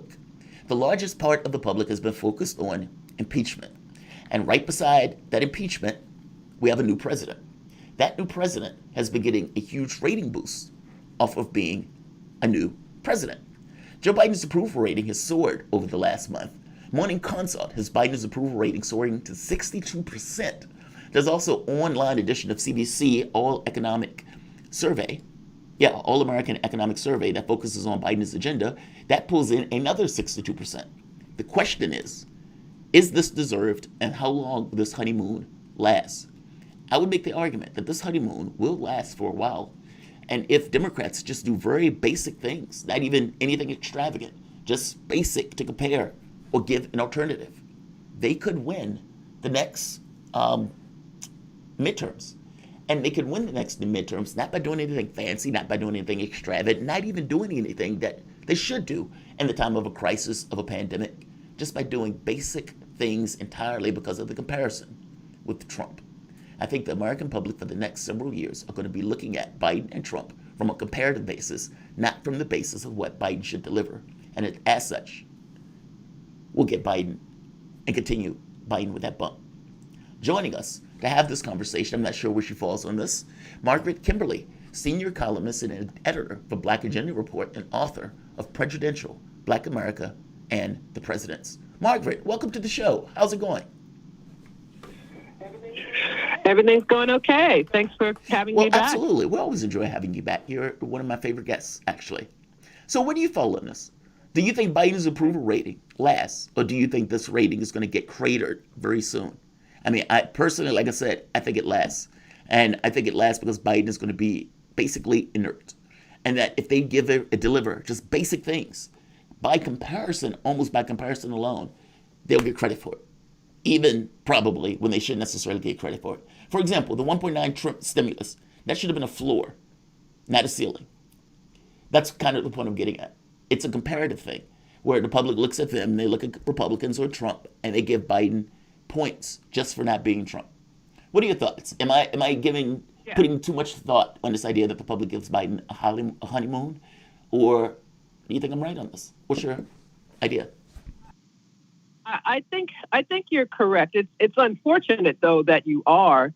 That there's so much cheap praise for Biden. I mean, he can do anything or nothing. His wife puts up hearts on the White House lawn, and people think it's a big deal. And I think the trauma of Trump is going to take a while to wear off. He's only been in office a month. And the Capitol riot, of course, they keep reminding us about it. It's a way to, I wrote about that in Black Agenda Report this morning. It's a way to distract from the inaction, from the things that people need so desperately that Democrats aren't delivering. But, it's hard to predict the future, too. You don't know how bad things will get for large numbers of people, be it unemployment, continuing COVID, all kinds of things. But for now, I think, unfortunately, you are correct. Biden can do, I don't know about no wrong, but he can do very little wrong. And like you're saying, it's unclear when that halo is going to start to fade. But where does that leave the Democrats on the other side of this? Say 2, 3, 4 years from now, on the other side of the midterm terms, or the going into the next presidential election, what you'll have is a Democratic Party against which many people have consistently lodged complaints, probably not having done all that much, despite having a majority, and people looking back being like, well, you had it, you could have done more, and you didn't do it. Just first of all, do you think that's where we will be in, say, 4 years? And if so, how is the Democratic Party going to weather that storm? What do you think is going to happen next time around? Again, admittedly far out at this point, but I'm curious about your take, Margaret. It's so hard to say. All kinds of things can happen. Disasters can happen. I have been following what's going on in Texas. Millions of people with no power and single-digit temperatures in a state that isn't used to having single-digit temperatures. How does that? What happens when people face the unexpected? And we still don't know with COVID. It's always right around the corner. It's coming to an end. But no, there's a new strain. No, we can't get enough vaccine. At some point, Biden is going to have to stand on his own and can't just be a comparison to Trump. His refusal to do things like relieve student loan debt. He can do it. He can do up to $50,000, but they're talking about only $10,000, but it has to be means tested. And $2,000 is, did we say 2,000? Well, it's 600 plus 1,400. But by the way, Trump's 600. It's not even his 600. Trump's 600. Trump has his name on the check. That's true. And Trump is the one who first mentioned the figure of 2,000 as he was going out the door. So it's difficult to say, but there is some underlying disgust at a lot of this. There are a lot of people who are in need, and they have to keep up the propaganda, though. And it is just propaganda. Isn't Biden so wonderful? Aren't you glad Trump is gone? He's gone. Stop talking about him. But he's useful to them. Trump will never be gone. First of all, he's trying to remain, and still is, a force in the Republican Party, but the Democrats don't want him to be gone either, because he's a useful foil for them. They always have it's the Koch brothers, or it was Newt Gingrich, or it was, it was always somebody that they were fighting against instead of actually doing what people want them to do. But so this can go on for a while. Who knows what the tipping point is? That's what we don't know. We don't know what the tipping point is. I think they're going to use Trump in perpetuity as much as they can. I think they're going to use him trying to scare people to vote for. Hey, remember when you guys didn't vote for the random horrible Democrat and Donald Trump got in office. I think they're going to use him like that. And yeah, I think Biden is going to try to use him as long as he can potentially use him. But that gets to the Trump thing for a moment. What did you think about the impeachment? I don't think we've had you on to have this conversation. Shane and I have different points of view on this. I think Trump should have been impeached. I felt like this was a massive jump of the shark. Either the rhetoric that it was infinitely foreseeable that was going to take place where people were going to be angry about that. 40 million people, the president's yelling at the top of his lungs that, they're being stolen, pushing the crowd to the Capitol, and on top of that, not doing anything about it after the fact. I thought that was the most damning of it. So what are your thoughts on this? Well, it's interesting. The things that were most damning are not the things that Democrats pushed. Trump's phone call with the Georgia Secretary of State was impeachable to me. They actually should have started the impeachment process a couple of days before they did. And the fact that they could have called witnesses who could have described how the fact that he knew what was happening at the Capitol, that he refused to do anything about it. I think it's typical of them that they wanted to put on this show. They wanted to have this, that's what my column this week is called, impeachment theater. So I believe he should have been impeached, but I also see how the Democrats are cynically going to use it. Now they're talking about having a commission, a 9/11 type commission to investigate the incident. Well, the 9/11 commission was a joke. We never got to the bottom of what happened and what they knew and when they knew it. So if they're going to have another joke commission, don't bother. They need to investigate themselves. They need to investigate the Capitol Police system, why there weren't more people there, why the mayor of Washington, D.C., and Washington, D.C. is a colony. She can't call in the National Guard without permission from the feds. Why she had concerns, but she was ignored. And I hope they investigate why the National Guard are still there, still in Washington. So they're going to keep milking it. I believe it was necessary, but in typical Democratic Party fashion, they are going to milk it and use it as a way to distract and divert attention away from them doing what they usually do, which is being full partners in the duopoly and doing the work of their donor class and not doing the work of the people.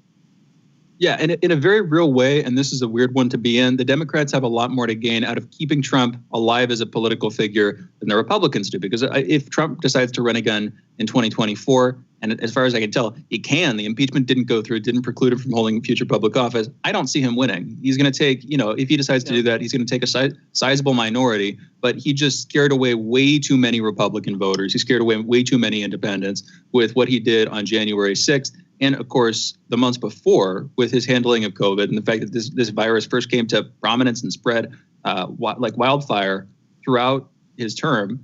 But the Democrats, like you're talking about, Trump is a very useful boogeyman for them as somebody to keep on the whipping post and as a sort of shadow looming centrally on the edges of our political unconscious and brought constantly back into our awareness is this authoritarian, tyrannical figure who represents a side of America that we don't want to face or frankly ever really address. We want to suppress at all costs. He's a very useful figure. And so the Democrats want to keep him alive. They want to keep people's attention on him. That's you said it yourself. Impeachment was was theater. It was theatrical in nature, and it served to capture people's attention. And after the show was over, I don't get the sense that the Democrats actually want anybody to go home. They kind of want people to keep sitting there snacking on popcorn, watching as more events unfold. Now with the lawsuit from the NAACP, there is another narrative thread. There's more new stuff coming in. And of course, there will be a lot more coming in the future as more of the lawsuits against Trump and his family continue to filter through the legal system. So they don't want him gone. He's not going to be gone. I want to turn for a second to free speech, but we have to do that on the other side of our break. We're over time on this one. But I want to talk to you about what you think about the pushback on this stuff. After January 6th, a lot of people, whether you were on the left or the right, you didn't like what you saw in the Capitol building and around it. But you were also, and I'm not saying you specifically, a lot of folks were also worried that this was going to serve as a precedent and a justification for increasing crackdown very shortly after we saw that, with whether you're talking about Parler, admittedly, mostly used by the far right, but still Parler, a social media platform being taken down everywhere, or whether you're talking about a diversity of accounts getting banned in the last couple of weeks. Jamarl, along with a bunch of other channels, got demonetized. And then despite the fact that some of them got remonetized pretty quickly, it's part of this wave of responses that are happening that we don't have any real control over. And as somebody who's in independent media, I want to hear from you if you're still concerned about that. And if you are, how we thread the needle on that while also dealing with what is legitimately an internet-inspired domestic uprising on the Capitol building, because there is stuff to be worried about there, but I just don't know how to handle it. Regardless, we'll have to come back to that on the other side of the break. We are joined by Margaret Kimberly, senior columnist and editor for Black Agenda Report, and the author of Prejudential, Black America and the Presidents. You're listening to Fault Lines with Thomas and Stranahan. We will be back with Margaret in just a minute.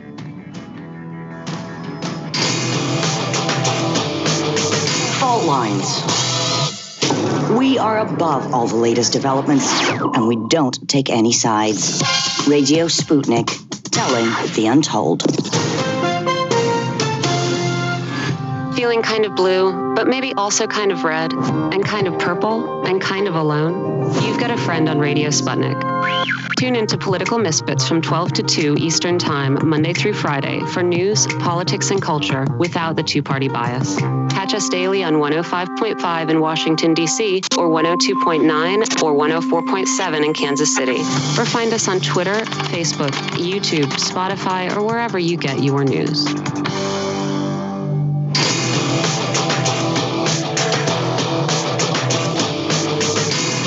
Fault Lines. Welcome back to Fault Lines on Radio Sputnik. My name is Jamarl Thomas. I'm joined by my co-host Shane Stranahan, coming to you live out of our station in D.C.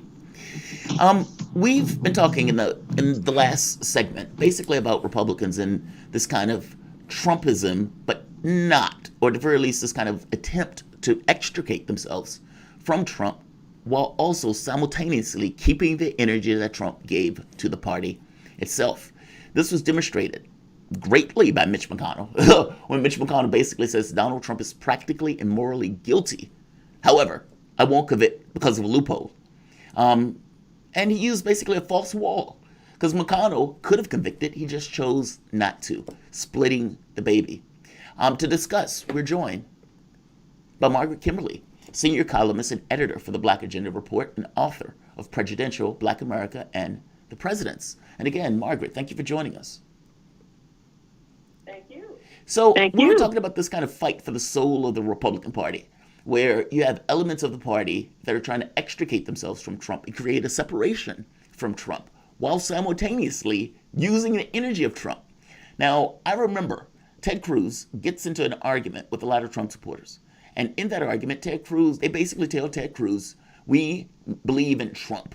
You're not Trump. You're a hack.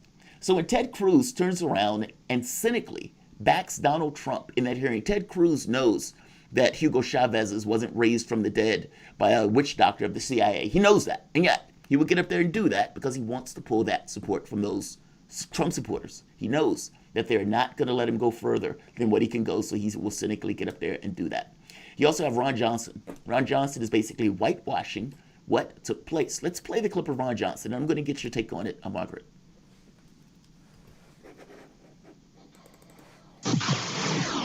This didn't seem as like an armed insurrection to me. I mean, armed, when you hear of armed, don't you think of firearms? Mm-hmm. Here's questions I would have liked to ask. How many firearms were confiscated? How many shots were fired? I'm only aware of one. How many shots are fired? I'm only aware of one. I'm only aware of one shot being fired. Think about what he's saying. He's talking about shots fired at the Capitol. And yeah, some of these people were armed. There were pipe bombs at the Capitol. People had zip ties. And yeah, they were talking about hanging Mike Pence. Now, Margaret, this sounds like a whitewash if I've ever heard of a whitewash.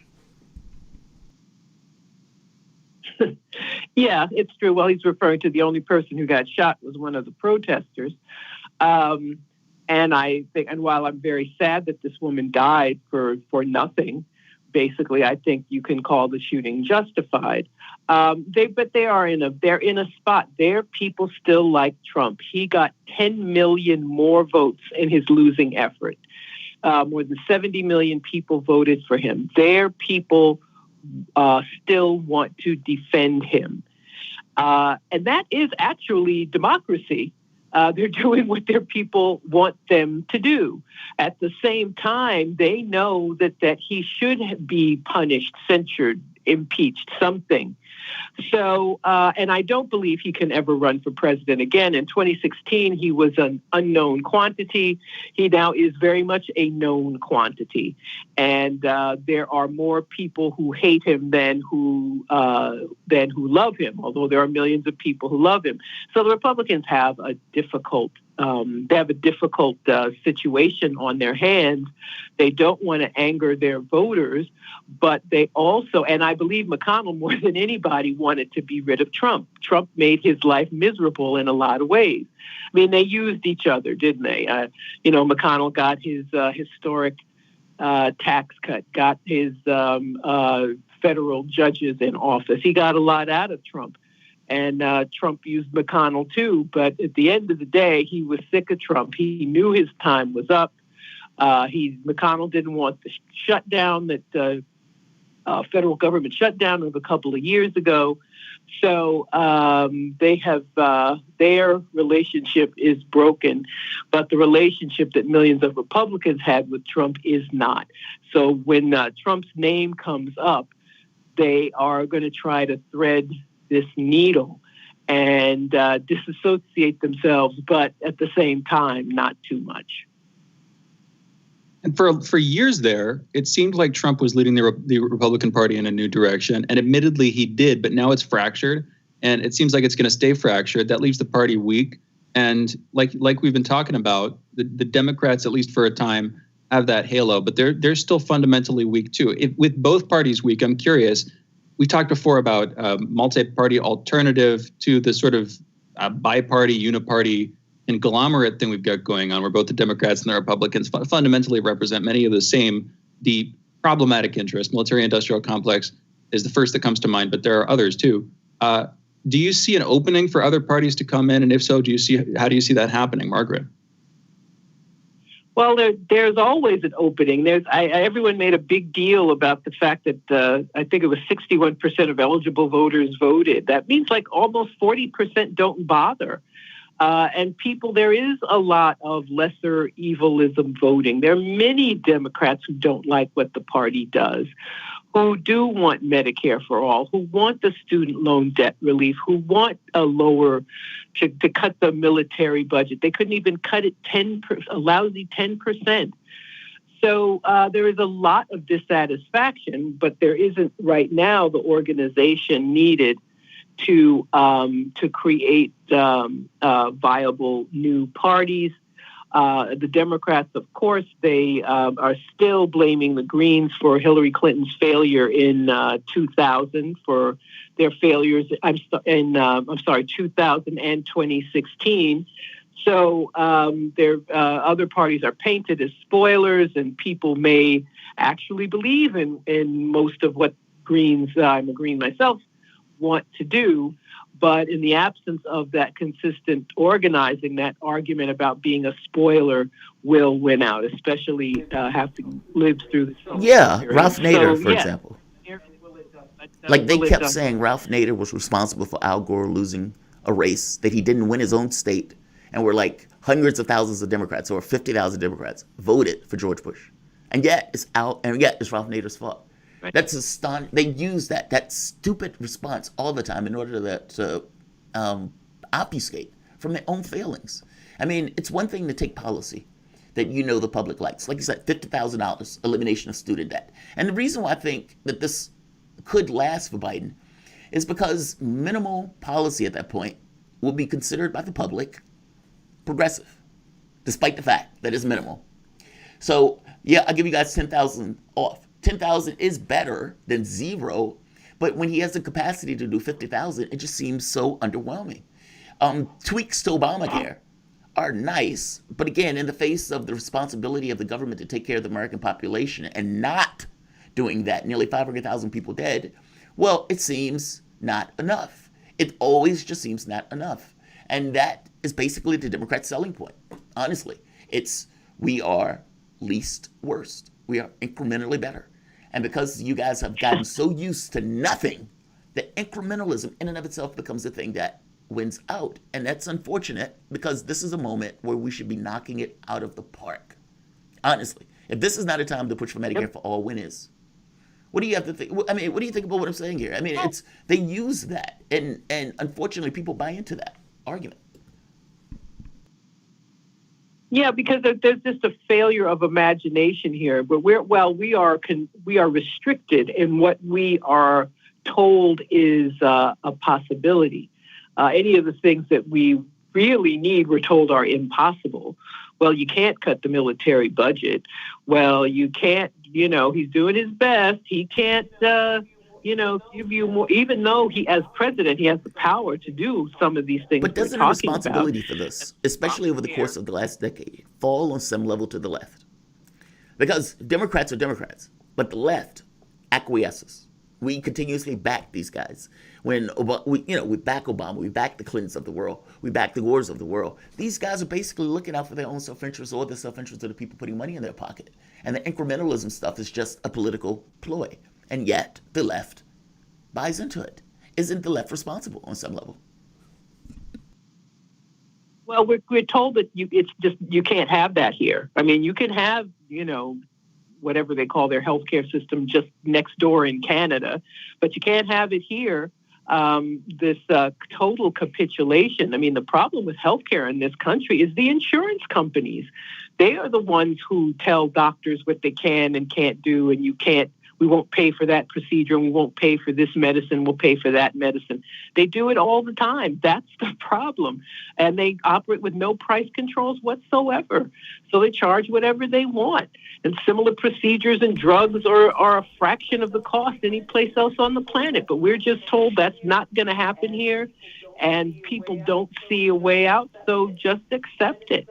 And it's very sad. I think we need to, first of all, stop calling this country a democracy when the people never get what they really want. But that's where we are right now. And because of it, to circle back to the beginning of our conversation, that's why Biden is sitting pretty right now. But I he guess should I'm not making be. a point that it is in the insurance company's interests to do that. I expect that. The public should expect that. I'm saying that from the standpoint of doing something about it, the insurance company's modus operandi, like every other company, is how do we make as much profit as possible. It's just so happened that it is on... Oh, I'm sorry. Yeah, Shane, come on in. I'm sorry. I apologize. Yeah, Shane wants to get in. No, you're good. Thank you. No. This is an interesting conversation. I wanted to make sure that we had time to get to that one thing. I mean, here's the thing. You said that Biden is sitting pretty. As far as I can tell, that's largely because a lot of the stuff that he's done was suppressed during the election, with the New York Post story on Hunter Biden actively suppressed on social media, and every outlet covering the second debate, which should have been the third, until the actual second debate was canceled. Anyway, every major media outlet covering that, basically saying up front, we're not going to talk about this story, it's Russian disinformation, whatever, that whole thing. I mean, whether you're talking about that or whether you're talking about, coming back to it, what I see as increasing coming suppression of criticism of the administration, either on grounds that its worst elements constitute domestic terrorism or could constitute that, or that it's disinformation. Even the idea of disinformation, often what happens is somebody makes an argument, or an outlet publishes something, that kind of thing. One element of it is untrue or can be construed in multiple ways. And then the entirety of the story, the entirety of that perspective, even if other people are making it without including the part that was untrue or potentially misleading, whatever, the whole thing gets pushed back on. And I see this being done automatically, algorithmically, across the board. And I can see this as a very useful tool for suppressing criticism of the coming administration. I mean, maybe I'm making too much out of nothing here, but are you worried about this, Margaret? We've only got a couple of minutes left. And are you worried, moreover, about the suppression of people, left or right, whatever your political perspective. Again, it's a little bit of a difficult needle to thread because there is some dangerous stuff out there. But I would say most of it isn't, and it's used way too wildly. What's your take, Margaret? I agree with you completely. I think it's terrible that Trump can't be on Twitter, that any individual cannot be on Twitter, that people are being deplatformed, demonetized on YouTube. And most of the punishment is coming against the left. Actually, I believe the left is the real target of all of this. But this is not a good thing. We have these platforms should be regulated as public utilities, and there should be a right to use them. Obviously, hate speech, threats against certain people shouldn't be allowed, but that's a tiny, tiny fraction of the views that are expressed. So I say let Alex Jones be platformed, let Trump be platformed. But we also have the situation where Israel will tell Facebook to take Palestinians off. So we need more regulation. Well, we don't have any right now. We need regulation of these platforms. Everyone should have the right to use them. There should be requirements of transparency. People are demonetized without any explanation. You don't even have humans making the decisions in some of these cases. A lot of them. These algorithms are automatically monitored by AI. I don't even understand it really, but I know it means there's less speech for everybody, and it's something we all it's need also to problematic oppose. I was just going to say it's problematic on another level. That, Section 230 gives them a certain degree of leeway to get rid of content that's harmful or that's, malicious, if you have Nazis or whatever. But there's also the other part of that that you're a billboard. You can't act like a publisher. You can't be making these political decisions of, okay, I don't like this guy, but I like this other guy, especially if there's subjectivity that is built into it. The fact that there's subjectivity into it on some level makes the determination of the person acting like a publisher. How do you see that? What's the line? Because that's, like Shane was saying, that's always a hard point. That's always a hard thing. Where do you draw that line of saying this is acceptable, but this is not? And should there be a line there at all? Should it be an open free speech platform where people can say basically what they want with the exception of screaming fire? I think so. I think it should be as open as possible. As much as possible should be allowed. There has to be human interactions. There have to be humans you can talk to, humans making these decisions. There should be a right to dispute. There should be a right to have some communication. That's what we really need. And the internet, which held so much promise for most of us, is now being very, very problematic. And that's one of the things that people need to organize against. We need to organize against these cable companies, determining how and how much we pay for internet access, which is a necessity now. We need municipal broadband. There's an entire umbrella of issues that we are talking about when we talk about regulating these corporations. Let's do this. Margaret, will you be able to stay with us for the next roughly 10 minutes? We're going to take calls, and we're just going to have... You don't have to. This is not a force or anything like that. It's just an offer. No, I cannot. No, I understand. Well, look, we thank you for joining us. We always enjoy the conversations we have with you. The voice that you guys were listening to is Margaret Kimberly, senior columnist and editor for Black Agenda Report and author of Presidential, Black America, and the Presidents. You can follow Margaret on Twitter at Freedom Ride Blog and find her work on blackagendareport.com. You guys are listening to Fault Lines with Thomas and Stranahan. We will be back in a moment.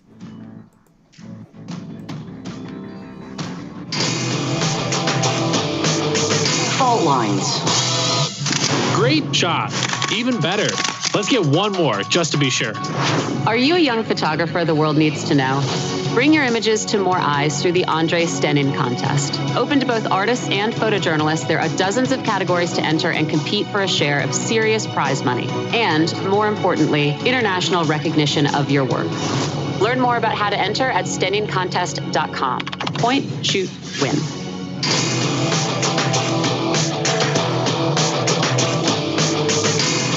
Fault Lines. And we're back and we're taking calls. You're listening to Fault Lines with Thomas and Stranahan. And the phone number is 202-521-1320. Again, that's 202-521-1320. Open to calls, taking them on anything we're talking about now or something, if something strikes your fancy, down to talk about that too. On the Section 230 stuff for just a couple seconds longer, part of what's going on is, again, just to give people the basics here, Section 230 says you can let people post stuff on your platform, whatever they want, basically, and you will not be held liable for it because you're not a publisher. Because you're not a publisher of news, but at the same time, you can't engage in the sort of editorial oversight that a publisher would be able to, and therefore you're not liable for the same kinds of things as a publisher would be. And what's happened is, let's just look at either Twitter, you can look at Facebook. They've sort of used loopholes. They've expanded certain things. So whether it's spam, whether it's abusive content or dangerous content, they have expanded the definitions of spam, of abusive content, of dangerous content. Take your case, for instance, where you were demonetized, then remonetized, then very quickly blocked for posting an unlisted video. I was going to say private, but that's its own thing. An unlisted video. Nobody can see it unless you gave the link out. And as far as I know, you didn't give the link out to anybody. It was just a video for your records, basically. A video of Sidney Powell, who had been working with the Trump team, basically presenting her side of the election fraud narrative. You didn't share that. Nothing like that happened. Anyway, YouTube labeled that spam, despite you literally not giving it to anybody. Again, if spam is like repeatedly sending people messages, spoofing something, it is Orwellian. And so, I mean, here's where I'm going with this. Again, we're taking calls 202-521-1320, and I see we have some room for more. They've expanded the definitions of these things, sort of like loopholes, in order to block speech they don't want, to block content they don't want on the platform. And in the process, they're 100% acting like a publisher. Like 100%. So they abuse the definition of the word spam in your case in order to block you from posting something on their platform that they simply don't want on their platform. Now, is it all ideological for them? No, I would say not. I would say there are definitely ideological components in their moderators. It's built into the algorithms that they're going to suppress certain kinds of content. But it's also, they've gotten plenty of political pushback. Tech giants are constantly looking back at what happened to Bill Gates and Microsoft and the antitrust stuff that went down there. And they're worried that the same is going to happen to them. And at the same time, of course, they influence Congress. But I mean, in my opinion, this is a little bit contentious among some people who look at this stuff, and we've had on the show. I would say that they are more pressured by Congress than Congress is pressured by them, although it does go in both directions. But we're taking calls on it. If you agree, disagree, please feel free to join the conversation at 202-521-1320. We've got Michael calling in from Sydney. Michael, you're on the line. What's going on? Yeah. Look, hey guys. I just firstly want to bring up like the thing about Texas and I identify as a communist libertarian. Economically, I think the government should play a major role in the economy and ensure security of the people who are certain means. But in terms of your civil liberties, I think basically, there's not enough civil liberties and they've basically been eroded all over the Western world. And just on like the thing about, like the Green New Deal being responsible. I mean, like, has anyone thought or bothered to talk about the fact that the reason we're having these extreme weather events is because of global warming and the burning of fossil fuels? Mate. Isn't that wild? Isn't that wild?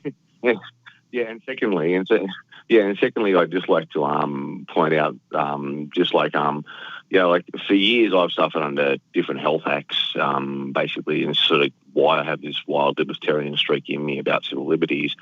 And I'd just like to say, there's all this, talk out there about, the vaccinations and basically everyone has to get vaccinated before anyone can do anything. And, they're now issuing COVID passports in Israel. You won't be able to enter shopping centres unless you're being vaccinated. And it's happening all over the world in terms of introducing these COVID passports. I mean, basically every year we're going to get re-vaccinated. We keep coming up with new strains of immune to this and that. When's it going to bloody end? I mean, at the end of the day, just let society be. You want to wear a mask? Wear a mask. You don't want to wear a mask? Don't wear a mask. And this basically, people should be careful what they wish for. We're going to be in a permanent, we're never returning to what they call normal. We're always talking about a COVID normal. And why with all these unelected health officials making decisions about our liberty?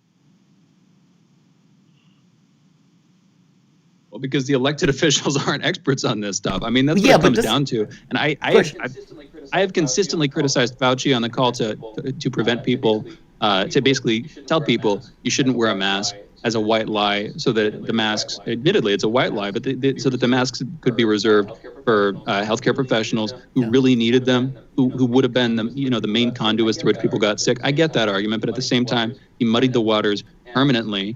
And just as a representative, the most prominent representative of the medical establishment right now in America, he bungled that one completely, and he lost a lot of people's faith permanently based on doing that. But I mean, that's why, frankly, Michael, it's because the elected, the people who we elect into these positions aren't going to be experts on handling pandemics. And it's debatable whether the people who are heading the administrations who do oversee this stuff are themselves experts on handling pandemics based on how they've gone. But whether you're looking at Trump or you're looking at Andrew M. Cuomo, governor of New York, they both disregarded what people in their administrations who were responsible for doing this stuff, what they wanted them to do. And in the process, a lot of extra people lost their lives. So I've criticized these officials, but at the same time, that's why you go to them. Because they actually know how to handle this stuff. I would say that you had a pandemic, and that pandemic caused a lot of lives, especially in the United States. And as such, we went to people, medical professionals, with the idea of, hey, how do we not die? And what policies should we take from a large perspective in order to keep ourselves alive? This emphasis on Fauci permanently, muddied permanently, is ridiculous. The idea that because Fauci and the CDC and the World Health Organization, who all had the basic same plan, and it was Fauci, even in his statement, that let out the context that he wasn't comfortable with the statement. Read the entirety of the statement. And he basically makes it at the end of the statement like this is everything to do with trying to save masks because the federal government weren't doing enough in order to ensure that everybody had masks, and we needed to have our trained professionals to have those. He was uncomfortable with the statement, but all of them made that exact same statement because from their standpoint, we need to be able to ensure that the people who get the mask are the ones that need them.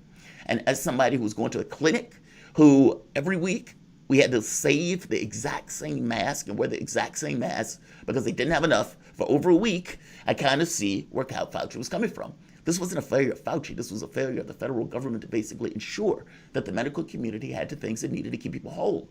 From the standpoint of why they're keeping you out, if you want to wear a mask or don't wear a mask, look, I am not in that mindset. If indeed we have a crisis, and if we're getting near 500,000 people that drop dead, in the middle of that, no, they were right to say people should wear masks. They were right to say people should show social distance. They were right to say that if somebody is at work, let's keep those people at home if they can work from home and send them a check. Because we nearly have 500,000 people dead. I don't know what it is in Australia, but I know in the United States, we were having a 9/11 event nearly every day for like 6 months. So I see no issue at all with them being a little bit hard in regards to saying, okay, we need to grapple and deal with this. And by the way, we weren't even hard in doing this. Look at China. Look at what they did. And look at where their virus surge is now. It's basically non-existent. So, no, a heavier hand would have been better off as opposed to what we got, which is basically the worst of both worlds. That's what I think. So. I hear you. You know what? I just realized we got more callers that we should go to, and I'm sadly, Tarek from Georgia. I don't think we have time for you. We've only got time for Brave calling in from Atlanta. Tarek, please call back in about an hour towards the end of our show. Brave.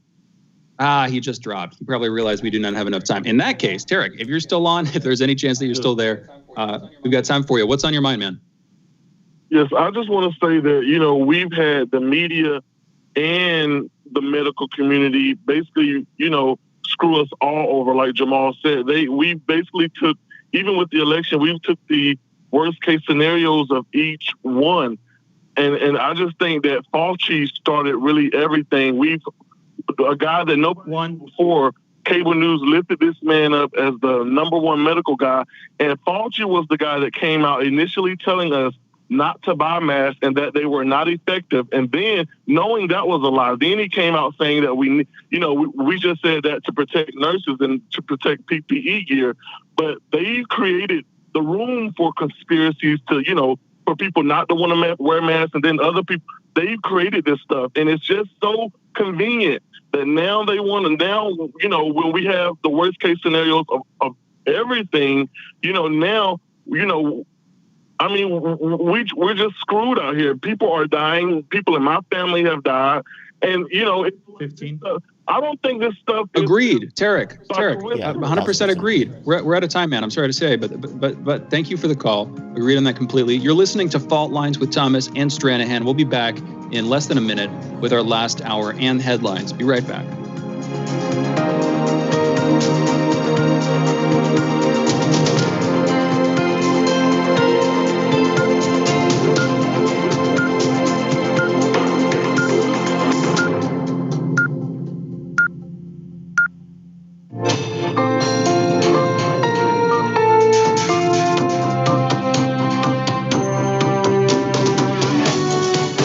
Listening to Radio Sputnik. Telling the untold.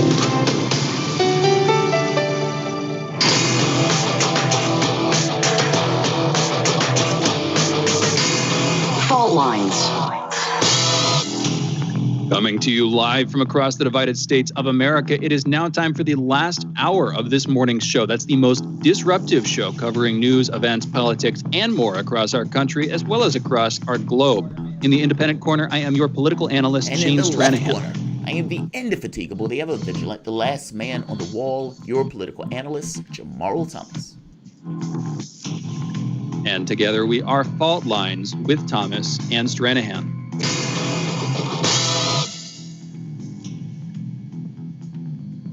All right. In the, I was taking a sip of water there and it went down wrong. Let's get into the headlines this morning. I want to apologize. First up, I shouldn't have said it was ridiculous. That's too strong. Ridiculous is not the right word for it. What you talking about? Yeah, with ridiculous. Yeah, permanently muddied. I don't believe it, but I shouldn't call it ridiculous. Oh, I don't. It's as you were saying it. It's okay, man. It's okay. You can say things like that. Strong. And it creates a boundary. Look, if I am going after a politician, fair enough. If I'm going after some media personality like Sean Hannity, fair enough. But for you, no. It depends on the conversation, right? And it depends on the back and forth. And there are ways to say that can be more comical, and there's ways to say it in the context of an argument that is, I think, goes beyond it, if that makes sense. No, ridiculous is too strong. And I hear you. It's okay. Enough, not much to do about nothing or whatever. It's, enough time spent on that. I appreciate you saying that. If I say something ridiculous, please ridicule me, but do it lovingly. Right. That's kind of my point. I can ridicule you in a better way. That's what I'm gonna do. That's I guess, unless you want to do it hatefully, in which case all the power to you, and I'll just respond in kind. But I don't think either of us want that. And frankly, we can have engaging conversations, ridicule each other, poke each other, and at the end of the day, we sit together, we have our conversations outside the show. We get along as well as we do. You know what I'm talking about. But one thing, I maybe I'm misremembering, but I don't think I said permanently muddied the waters. I think I said he muddied the waters, and then that his reputation had been permanently tarnished for a lot of people. This is a slight difference, but for a time, it was confusing to people. I remember this. During the early stages of the pandemic, people were trying to figure out, okay, how does this thing spread? And at first, a lot of it had to do with in-person literal physical contact, where it wasn't so much the airborne spread. It was like wash your hands, don't shake hands, that kind of thing. Maintain personal hygiene, all that stuff. Still admittedly important, but it turned out what was way more important was reducing the extent to which people were inhaling each other's breaths or sneezes or coughs and stuff like that. And so over time, the focus shifted to masks. Now, as that was happening, I remember that Fauci and these other officials, not just Fauci, of course, came out and recommended that people not wear masks. Now, this is a while ago, like you're saying. But that was right around the juncture of when the sort of attention was like, okay, what's causing the spread of this thing? As people were trying to figure out how to respond to the virus. And in my opinion, at that crucial time, maybe I haven't made this point strongly enough before, but at that time, it was especially damaging to recommend that people not wear masks.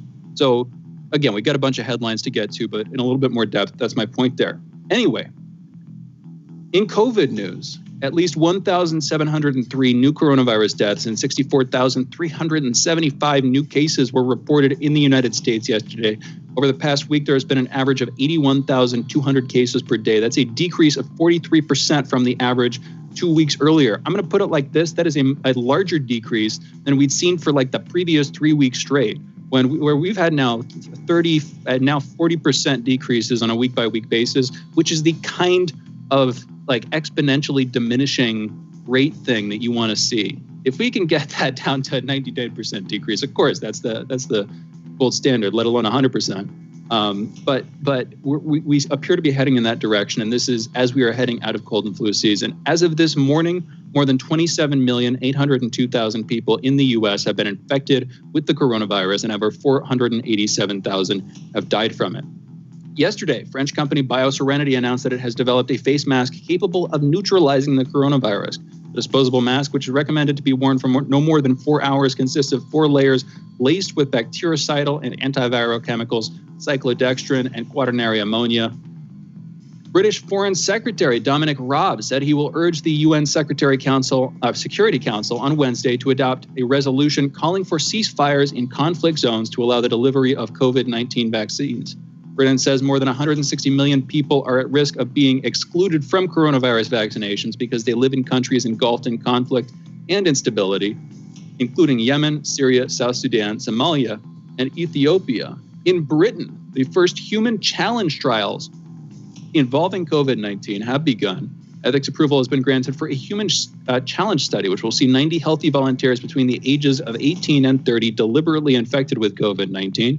It is hoped the results will help scientists better understand the disease and lead to improvements in treatment and vaccination programs. I remember early on people controversially calling for human challenge trials. I think I even at one point brought it up, saying I'd seen a call for it. I thought it was interesting. Clearly, it's fraud. You're infecting people with the disease intentionally in order to see how they respond to it, which sounds like mad scientists, horrible stuff to be doing. On the other hand, if you want to understand the disease well, if you want to understand vaccine efficacy, all that stuff, that's one of the things you can do. In fact, that's one of the most potentially promising things you can do. And because they're so young, the problem is, the upside is they're going to get less sick, dramatically less sick than older people would. The problem is, you're not going to see the disease as it goes through its worst course of effects, as it would in people who are immunocompromised, who are overweight, who have diabetes, or are just old, So anyway, we'll see where that goes. We'll see how that goes too. I'm curious to hear from people what you think about that. Yesterday, Representative Jamarl Bowman announced that his mother has died from coronavirus. Sad to hear. New York's Attorney General Letitia James sued Amazon on Tuesday for allegedly failing to protect its workers in the 2 New York City facilities against the COVID-19 pandemic. She accused the company of shoddy contact tracing and poor cleaning. President Biden said Tuesday night that teachers should move up in priority for getting vaccines, although he didn't say whether he thinks teachers should be vaccinated before returning to the classroom. Mr. Biden's own Centers for Disease Control and Prevention has said teacher vaccinations are not a prerequisite for school reopenings, but frankly, I agree. Teachers should be getting the vaccinations. And in my opinion, we should have all this stuff rolled out months and months and months ago, so that this really wouldn't be an issue. But unfortunately, we were slow on the uptake here. Despite the insistence of cities and states that they have enough personnel to administer COVID-19 vaccinations and their real challenges with supply, as many as 3,700 active duty troops have been standing by to help get shots into the arms of Americans at future Federal Emergency Management Agency sites, with scheduled deployments to Texas, New York, and the Virgin Islands. But the severe winter storms that have blanketed Texas with snow and ice caused unexpected vaccine crises that might be eased with more help. In Houston, more than 8,000 COVID-19 vaccine doses nearly went to waste after a vaccination storage facility lost power. Officials distributed 5,000 doses while a portion of the supply was rerouted to Rice University. We'll come back to those storms in a minute here. In South Africa, that country has begun to roll out the Johnson & Johnson vaccine. This comes after they canceled their plans to release the AstraZeneca vaccine following news that that vaccine had significantly reduced efficacy on the strain of COVID circulating in the country. The first batch of 80,000 Johnson & Johnson shots are expected this week, with a delivery of 500,000 doses expected in the next 4 weeks. That will be followed by an additional 20 million doses of the Pfizer vaccine in late March, a bit over a month from now. In national political news, total U.S. oil output has shrunk by a record 1/3. That's 3.5 million barrels per day and more, as anomalous low temperature extremes blanketed much of the country, specifically in this case, Texas, which caused disruptions to well operations in the country's largest oil-producing region. Along with causing massive power outages, one of the coldest U.S. winters in decades has forced a number of the largest oil companies, including Motiva and ExxonMobil, temporarily shut down their refineries, while over 2.7 million residents in Texas experienced power outages due to the record-breaking winter storm. A Facebook post reportedly written by a former Colorado City, Texas mayor, Tim Boyd, was since deleted. It went viral, though. In his Tuesday post, Boyd wrote that, quote, "No one owes you or your family anything, nor is it the local government's responsibility to support you during trying times like this. Sink or swim, it's your choice," end quote. The official reportedly added that he was sick and tired of people looking for a damn handout, quote, end quote. Boyd appeared to suggest people work on a game plan to provide for their families in such emergency situations and think outside the box. I like to focus on getting people to think for themselves on these things and certainly, do what you can to prepare for the worst. On the other hand, though, the reason that you're going to focus on preparing for the worst is because the government is derelict in fulfilling their duties. They didn't ensure that their power system would be able to weather this kind of crisis. Admittedly, a rare one, but still, like Michael calling in the last segment said, exacerbated by global warming, undoubtedly by climate change, certainly something that they should start thinking more about preparing for, and that frankly they should have already been thinking about preparing for. So again, former mayor talking about this stuff, in my opinion, is nonsense. There are parts of it that are on point, but the message, as it's stated, is ridiculous. In LA County, George Gascon resigned today from the California District Attorneys Association, saying the group's all-white board indicates the group has failed to keep pace with changing times. The NAACP has filed a lawsuit against former President Donald Trump and his lawyer and former New York City Mayor Rudy Giuliani, claiming that they violated a 19th century statute by inciting an insurrection that interrupted the proceedings of the House's deliberation on the Electoral College. The organization brought the suit on behalf of Representative Benny Thompson, who's a Democrat from Mississippi, with several other representatives set to join as plaintiffs in the coming weeks. In Portland, after power outages, days-long power outages, specifically in many parts of Portland, Oregon, cops are now protecting food from the hungry. This is after a branch of the grocery store Fred Meyer, I've shopped there a number of times, threw literal tons of sealed perishables away, many of which are still safe, put it in a dumpster, and the cops are guarding that food as it expires, which is silly. And I know Portland enough to know that a lot of folks just hate this and think that it would be obscene and ridiculous. Plus, dumpster diving, a little bit dirty at times, but it's freaking freezing. And so, a lot of the perishable food would still be good. And there is enough food insecurity across our nation, including in Portland, that they should think about maybe doing better stuff with it than throwing it away and then protecting it with armaments. Anyway. In international news, yesterday the Treasury Department announced that the U.S. has formally removed the Houthis from its list of global terrorist entities. The U.S. State Department has called on Yemen's Houthis to halt their offensive on a major Yemeni government stronghold in northern parts of the country. They urged the militia to cease all military operations, other destabilizing actions, and turn to negotiations. In Israel, Israel's New Hope Party, headed by Gideon Sa'ar, a leading challenger to Israeli Prime Minister Benjamin Netanyahu, hired several consultants from the Lincoln Project in January as campaign advisors in Israel's upcoming parliamentary election. Sa'ar stated on Tuesday that he is reviewing his ties with the founders of the group. The Lincoln Project is a Republican group that opposed former President Donald Trump and whose leadership has been engulfed in a sexual harassment scandal. Specifically, John Weaver, one of its co-founders, is alleged to have engaged for years at this point in grooming teen boys and asking about their bodies and then hitting them back up when they reach the age of majority, and apparently engaging in sexual favors and just all sorts of nasty stuff. And apparently the Lincoln Project knew about this for several months before acknowledging them publicly or seriously responding to it. And this, of course, makes me wonder, as I wondered at the time, whether the news outlets who first covered this stuff, how long they knew about it, whether they just discovered it or whether they were holding on to it until after Biden won the election, took office, all that stuff to bring it up. Because, again, this is a group that opposes Trump. If they'd brought those revelations to light earlier, I wonder if that could have helped Trump. I'm just saying, I wonder if there's that element there, but I don't know. Secretary General Antonio Guterres has recommended an increase of nearly 3,700 military and police to bolster the UN peacekeeping force in the Central African Republic, saying the conflict-torn country is at a critical juncture, quote unquote. In Haiti, thousands of people have taken to the streets of the capital, Port-au-Prince, and other cities for renewed protests against the government. They lit barricades of burning tires and debris, demanding the resignation of President Jovenel Moïse. Some demonstrators were reportedly injured as police fired rubber bullets to disperse them. In Turkey, President Recep Tayyip Erdogan stated on Tuesday that Turkey will expand operations against Kurdish militants in northern Iraq and will keep its troops on the ground for as long as it sees fit. He spoke to his ruling AK party after the Turkish military found the bodies of 13 kidnapped Turks in a cave in the Iraqi region of Gara. Quote, "We will stay as long as we need in the places we made secure to avoid similar attacks again." End quote. That's, again, the president saying that, as quoted by the Anadolu news agency.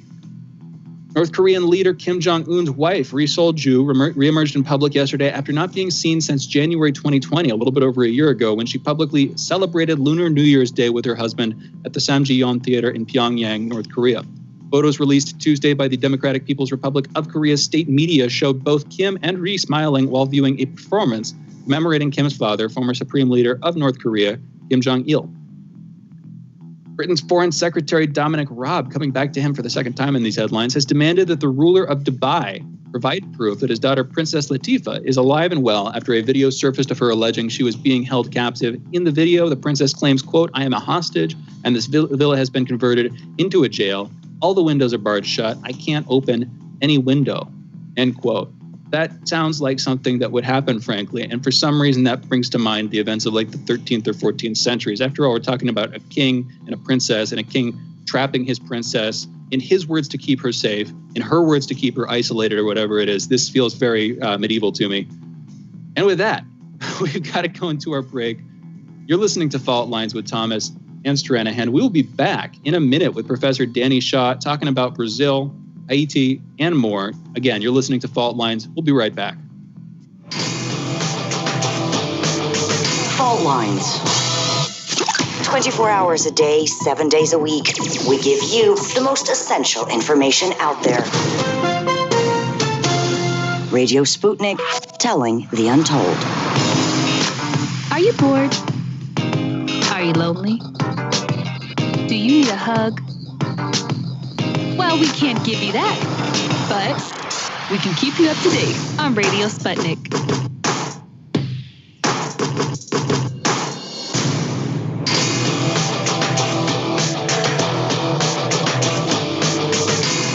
Fault Lines. Welcome back to Fault Lines on Radio Sputnik. My name is Jamarl Thomas. I'm joined by my co-host Shane Stranahan, coming to you live right out of our station in Washington, D.C. If you're in the area, you can catch us on radio at 105.5 FM and 1390 AM. We're also in Kansas City at 102.9 FM and 104.7 FM.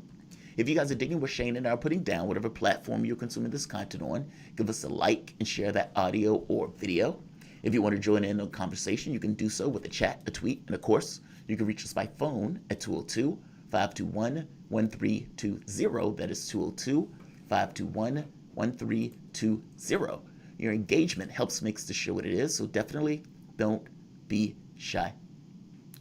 There's a very interesting story that has been bubbling up in Brazilian politics, and an explosive new book by Cecílio Castro,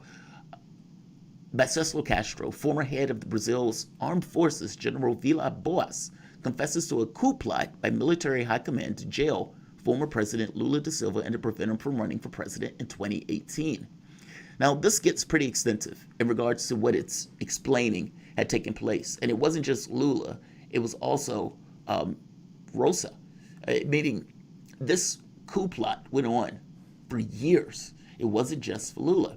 15 senior generals drafted a threatening text that was posted on social media by Vilas Boas and read out by anchorman William Bonner during Globo's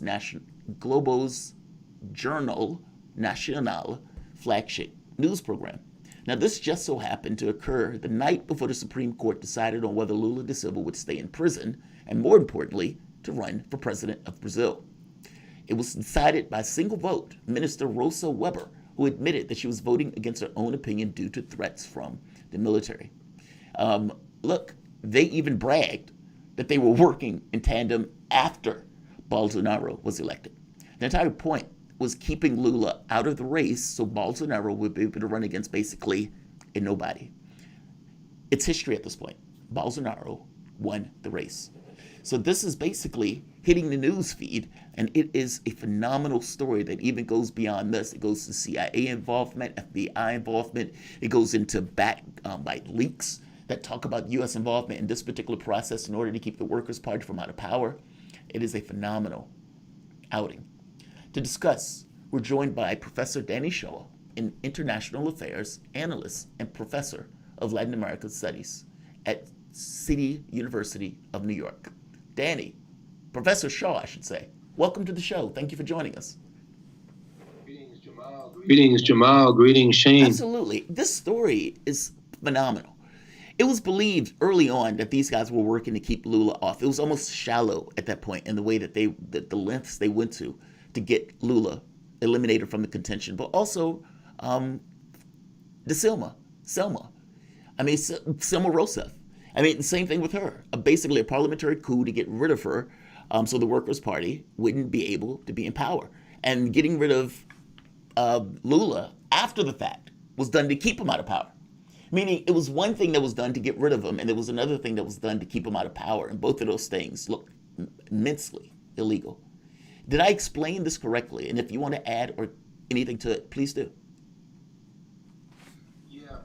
Yeah, when this all played out in 2015 against Dilma Rousseff, the president at the time, we knew it was a sham. We knew it was lawfare. It's the same thing that they've done against the Bolivian MAS. It's the same thing that they've done against Rafael Correa in Ecuador. But what the publication of this book does is it's a bombshell that confirms all of the collusion that we already knew about. We knew Global's role. To understand Global, it's almost like if you take Fox and CNN and merge them together into one entity. Global is so big as a media monopoly across Brazil and the diaspora that they can attack from the right wing, as they constantly have done against Dilma and Lula, but they can also pose as quote unquote liberal obviousness or liberal public opinion. So we knew that there was collusion between the military, the judiciary branch, the Supreme Court, and then the opposition politicians to take out Lula, to take out the PT, o Partido dos Trabalhadores, to take out Dilma. And what they did was they took reality and flipped it on its head. So the guilty went free, the most corrupt went free, and arguably, at the level, at least, of bourgeois democracy, those individuals who had most combated poverty and corruption, Lula da Silva and Dilma, were the ones who were ousted from power, and in the case of Lula, put behind bars. Because basically, dealing with poverty gets to the whole thing of class within the context of that country. And you had a lot of forces that were against it. I mean, the U.S. and the actions that the U.S. took against democracies that were basically trying to go more towards the left. It was the Monroe Doctrine. It was pretty extravagant. And even here, even with Brazil, this is Brazil wide. I'm just going to read parts of this. Underpinning both the ouster of Dilma Rousseff and Bolsonaro victory 2 years later was the once heralded, now disgraced, joint U.S.-Brazil anti-corruption investigation, Lava Jato, which was conducted in sometimes open, sometimes covert, and illegal collaboration with the Department of Justice, the FBI, the SEC, and very possibly other U.S. agencies. It deliberately kept its activities secret from the Rousseff government, which was being spied upon by the United States in a manner of befitting a wartime adversary. Think about that. So basically, you have the person who's in charge of that government working with other entities and everything else, but the United States and other agencies are basically investigating, but not telling them about it, and is releasing this information to enemies, or let's say allies of the country that wants basically to opposition figures within the context of the country. That's astonishing. We weren't at war with Brazil. We weren't in conflict with Brazil, but clearly some of these devices or some of these institutions thought so. One last thing. Private messages now released by the Supreme Court show how Lava Jato investigation collaborated with the United States government to deliver political goals, with U.S. agents beating Brazilian prosecutors as regularly as twice a week, every 2 weeks, In the messages, the then judge Sergio Moro, who would go on to be appointed by Bolsonaro as his justice minister, is seen urging direct and illegal contact with U.S. authorities to pursue the, quote, important case against Lula, head prosecutor of the Lavo Jato task force, Delaganol, called for the former president's arrest a gift of the CIA. Basically, the United States is working behind the scenes and covertly under the nose of Dilma Rousseff in order to have investigations against her, but also Lula. That's astonishing. And they're not even cluing the government in on it. Can you expand on that? I mean, that's phenomenal. And that is illegal. What has been the fallout from this story in Brazilian press or in Brazil in general, the political class? I think for us who are critical, who are anti-imperialist minded, whether we're in Brazil or here, again, these are bombshells, but for the everyday media, they're not covering this in the same way. So here you have another classic example of what Vijay Prashad in his new book, Washington Bullets, talks about. This is hybrid war. And from the perspective of imperialism and their lackeys in Brazil, they would highly prefer this type of war. They don't want bullets in the streets and dead bodies, though there also has been proto-fascist repression of demonstrations and the outright killing of popular leaders. So this gift from the CIA, this everyday, every week communication, Lava Jato, the car wash operations, these have been everyday headlines now for 7-8 years. The system with Bolsonaro is more corrupt and more unequal than ever. Sergio Moro, who resigned a few months ago, he was the justice minister, quote unquote justice. He's kind of a pop star. Netflix made a whole series about him, lauding his contributions to trying to get justice in Brazil. So it's so interesting that Dilma and Lula, in the U.S. context, we could probably compare their politics, their political approach to a Alexandria Ocasio-Cortez or a Jamal Bowman or a Bernie. These are the people who are the least corrupt, who finally represent some type of progress, some type of equality, some type of workers' voice. Of course, there's the MST, o Movimento Sem Terra, the Landless People's Movement, 1.6 million members, largest social movement in the history of the Americas.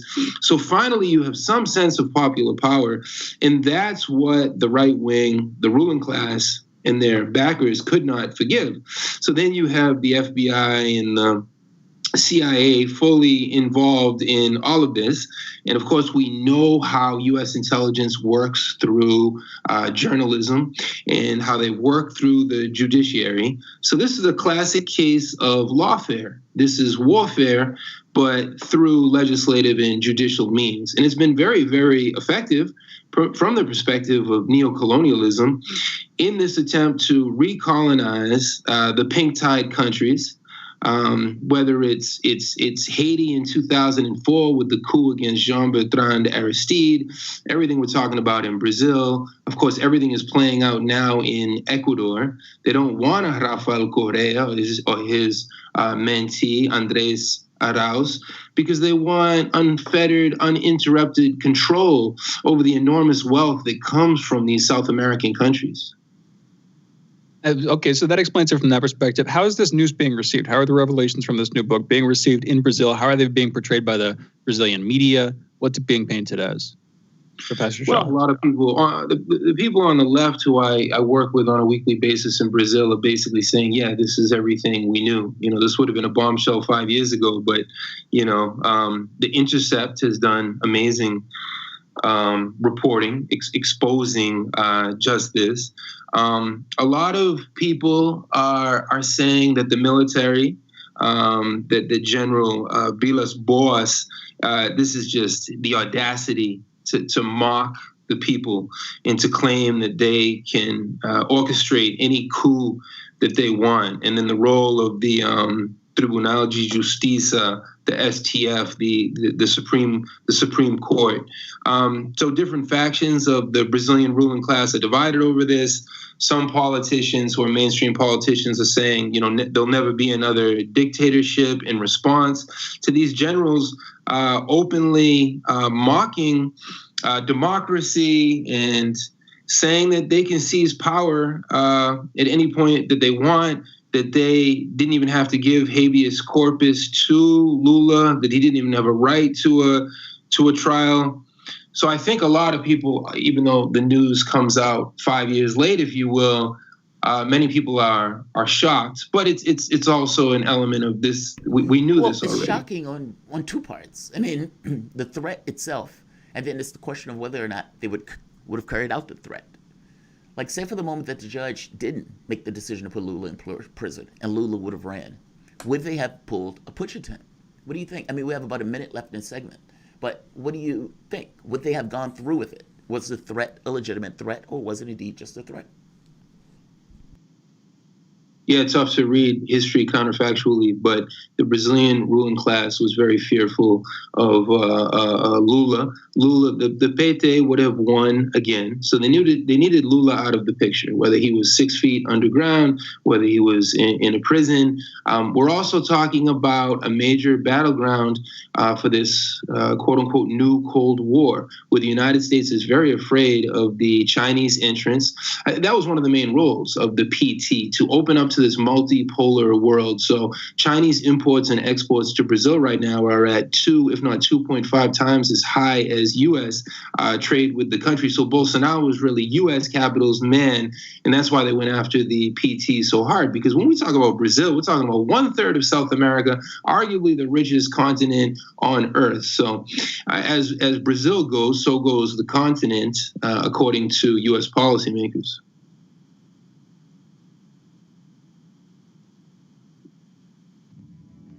And let's go to a break. You guys are listening to Fault Lines with Thomas and Stranahan. We are joined by Professor Danny Shaw. He's an international affairs analyst and professor of Latin American studies at the City University of New York. And you're listening to Fault Lines. We'll be right back on the other side of this break. Fault Lines. Tough questions are the most powerful weapon we have. As long as you have questions, we'll keep asking.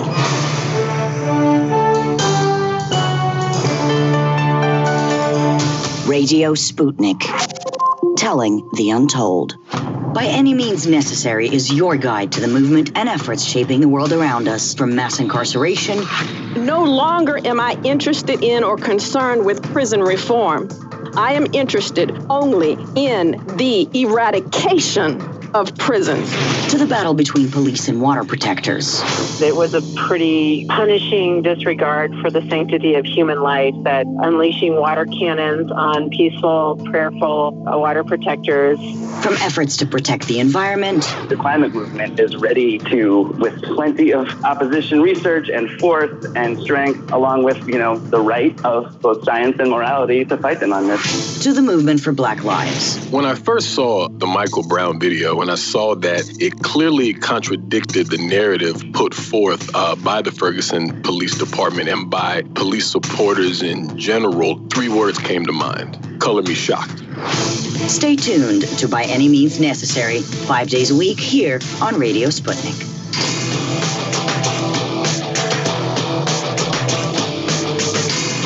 Fault Lines. Welcome back to Fault Lines on Radio Sputnik. My name is Jamarl Thomas. I'm joined by my co-host Shane Stranahan, coming to you live out of our station in Washington, D.C. I was going to go in a completely different area with this, but it's something that you brought up, Danny, that is utterly fascinating to me, and that's China. Meaning bringing in this angle of China and how China is this kind of looming threat, or this looming specter, even when it's not necessarily announced. Meaning China is in the background of all of this. When you said that, it brought into mind Bolivia. If you remember, when the coup attempt happened in Bolivia, Tesla stock jumped. Now, Bolivia was one of the key proponents of lithium. The belief was that Evo was going to work with China to exploit the lithium reserves and get a part of that to be teaching the people industry there. meaning part of the industry that Evo was going to put through was going to have to be there in Bolivia. This way, he was going to give jobs and technical expertise to people while also making revenue from the lithium in the land. When the coup attempt happened, Tesla stock jumped because the thought was, well, he's going to be working with the United States now, or the coup government will be working with the United States now as opposed to China. So that brings in Brazil for the moment. Is China really such a specter that the Brazilian coup would take into effect because of that on some part? I mean, because that's what it sounds like you were saying. That basically, Bolsonaro getting in had a lot to do with, yes, wanting to block the Workers' Party, but also wanting to block the Workers' Party from potentially working with China and having that, let's say, relationship at the doorstep of America. What are your thoughts? I mean, is that where you were going with this? I think Lula in the PT played two historical roles. For the first time, there's a genuine institutional attempt to combat poverty with all of the programs that they oversaw, basically social welfare programs, a far cry from socialism, certainly. And then what I had mentioned, China's deep entrance into Brazil. And I think it is correct. As we read the stock market and we read the stock market's mouthpieces, whether that's the Financial Times or the Wall Street Journal, we can see where U.S. capital lines up. And China at this point has 17% and growing of world production. The U.S. is at about 23, 24%. Many analysts say that by 2030, the Chinese will eclipse global control, the U.S.'s global control of the global GDP. So certainly this new Cold War is playing out in Brazil, in Bolivia, definitely in Ecuador. Now, the Chinese tactics, I think a lot of people, well-intentioned people, could get it wrong and immediately say, well, we're not going to getting rid of U.S. imperialism, of course, I agree with that. But then what are we going to have? Chinese imperialism. And I don't think that's historically accurate. And I'm not trying to say that Chinese interests are flawless. This is not 1960 with the leadership of Mao Zedong in the original Chinese Communist Party, when Mao said, even if we have to go trouserless, we will always be internationalists. This is not the internationalism of Cuba or of Venezuela or China a few decades ago. The Chinese definitely have their own geopolitical and economic interests, no question, but they've never used the strong-arm tactics of an IMF and of a World Bank. They've given a lot of debt forbearance at the height of this pandemic to Venezuela and other countries.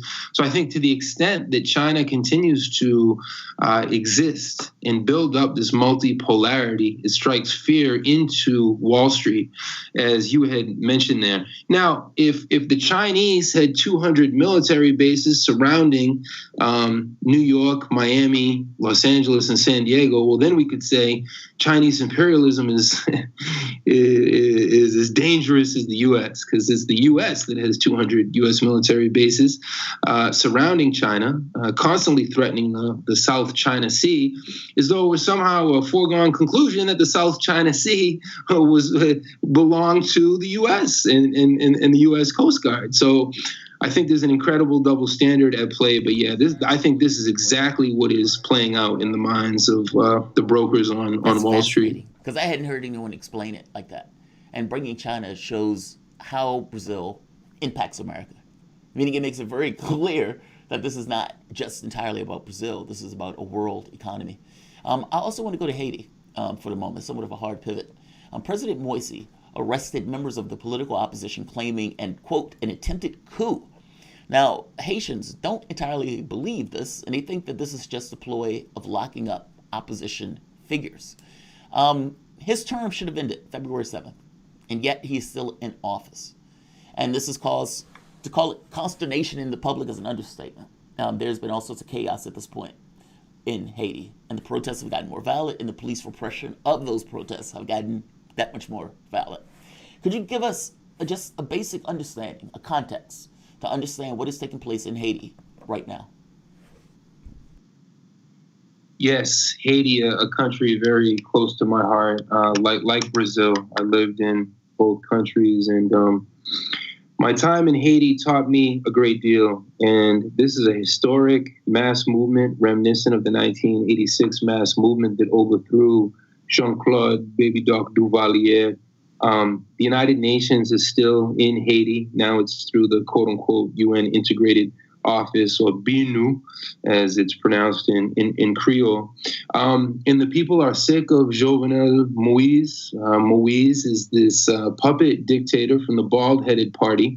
I mean, how do you even call a serious political party the bald-headed party? Again, talk about mocking everyday people's democracy, which really Haiti has never had. They've had incredible struggles for people's democracy. The 1986 struggle, the 1991 struggle, the election of Jean-Bertrand Aristide again for a second time. I think to really understand Haitian history, we have to get into Jean-Bertrand Aristide at the risk of simplification. Aristide was kind of the Lula of Brazil. He came out of the world of liberation theology. His slogan was from misery to dignified poverty. I mean, talk about a really a fair, very liberal, tame slogan. But even that was too much for the United States and the United Nations. So what we've seen is all these different occupations through the UN. Of course, they use the fig leaf of the United Nations to give it a multilateral facade. And then they put into power Michel Martelly. And now we have Jovenel Moïse. These are two puppets with no political capability whatsoever. It's very clear to the Haitian people, if we look at this, this is really a mass movement. And it's not just the everyday working people. There's big sectors of the Haitian oligarchy who've also come out about against Jovenel Moïse, who's resorted to the repression that you talked about, raiding the homes of opposition senators. Supreme Court justices have been fired. The National Bar of Lawyers has come out against this puppet dictatorship. His mandate ended over a week ago. So I don't think we're going to see this mass movement slow down. You know, I think it's going to continue to come to a head. And what the U.S. media is very good at doing, because they've been doing it for decades, vis-a-vis Haiti, is talking about crisis. And then, but this is not a crisis. When people rise up against dictatorship and neoliberalism and neocolonialism, that's not a crisis. That gives us hope and the entire world hope and the Haitian people hope. But the spin doctors are going to twist it as a crisis so they can then, for the umpteenth time, justify potentially the occupation of Haiti. They don't want to do that. What a Biden administration would prefer is this hybrid war, to do it without bullets and boots on the ground, but they'll resort to that if they see that their interests are truly threatened in Haiti. So earlier on, you said that Moïse is a puppet. I'm guessing you're talking about of the U.S. I'll put it simply. What's in it for the U.S. to keep Moïse as a puppet? Why are we doing this as Americans? Professor Shane, that's a great question. And a lot of liberals will say, well, who cares about Haiti? The U.S. has no interest in Haiti. Haiti is a poor country. Well, I'll bring you back to 1983, Shane, with the U.S. invasion of Grenada. What was to be gained in Grenada? I'll bring you back to countries even smaller than Grenada. And Grenada only has 100,000 people, so that's pretty small on the global scale. Imperialism, the laws of imperialism dictate no matter how small a country or no matter how big a country, like Brazil, like a Venezuela, like a Russia, like a China. Those are massive countries, massive economies, massive natural resources. But imperialism will go after anybody at any time who threatens their interests. It's the laws, it's the science of imperialism that we've been seeing playing out now for basically a century, since the U.S. first took Hawaii and Puerto Rico and the Philippines. But I think Shane has a good point here, though. I mean, like Puerto Rico and Hawaii, you can make an argument that those are military locations. And even countries like, let's say, Taiwan or Hong Kong, again, those are things that gives us military application against what we consider to be an enemy like China. What is in it for us, for Haiti? I mean, even Panama, when we took Panama, it was for the canal. I think Shane has a good point here. What is it specifically? Is it just that we're afraid of another Castro? Is that where you would go at this, that this is a sort of preemptive measure, an extension of the Cold War tactics the U.S. has continued with, obviously, or they're trying to keep a wave of revolutions from happening? Because other than that, frankly, that seems to me like it would be the thing. But am I missing something, Professor Shaw? Well, it is interesting rhetorically how we always say we, right? I always challenge my students when they say, why are we invading Haiti? Why are we invading Iraq, right? Who is we? The U.S. ruling class, I mean, Haiti has never been a poor country. It was the crown jewel of the French Empire. And despite all of the deforestation between 1915 and 1934, about 1/5 of Haiti went through deforestation because of the U.S. occupation and the setting up of U.S. capital. But there's always been a lot of U.S. capital. Haiti has functioned as a neo-colony with geopolitical, strategic importance, economic importance. But you're right. I'm not trying to say that Haiti is as rich as some of these other pieces of the global chessboard. So yeah, truly, why do all of these NGOs, the Organization of American States, the Marco Rubios and the Pompeos, why do they have this consistent interest in keeping the Haitian people down? Whenever there's any little hope for Haiti, just look at the track record. It was MINUSTA. At its height, MINUSTA, which was the United Nations operations in Haiti, had almost 10,000 troops on the ground there. And ironically, mostly, not the majority, but the plurality were Brazilian troops. I actually translated at different points to try to have a communication because these Brazilian troops were so naive. They had no idea what they were doing there. It's the same thing the U.S. media and and when we say the international media, we're usually talking about CNN and Portuguese and Spanish. It's the U.S. media. And these Brazilian troops were there with quote unquote lofty motives. They had no clue. So I would translate with the Haitian Popular Forces asking these troops, go back to your country and fight those battles. Why are you invading us? So to answer your question as directly as possible, the U.S. is afraid of any shining star. Any Cuba, any country that breaks away can then create this shining star for the rest of the Caribbean region, for the rest of the South America, for the rest of the third world. And of course, when we say third world, we're talking about the global South, oppressed countries, exploited countries for how many decades and centuries now? That's pretty much where I was going. And that's the explanation that makes intuitive sense to me. Anyway, we're out of time. Professor Shaw, thank you for joining us. Thank you. Have a good day, gentlemen. You too. For those listening, that was Professor Danny Shaw. He's an international affairs analyst and professor of Latin American studies at the City University of New York. You're listening to Fault Lines with Thomas and Stranahan. We're taking calls when we come back on the other side of this break. That's 202-521-1320. Be right back with our last segment of today's show, The Wrap.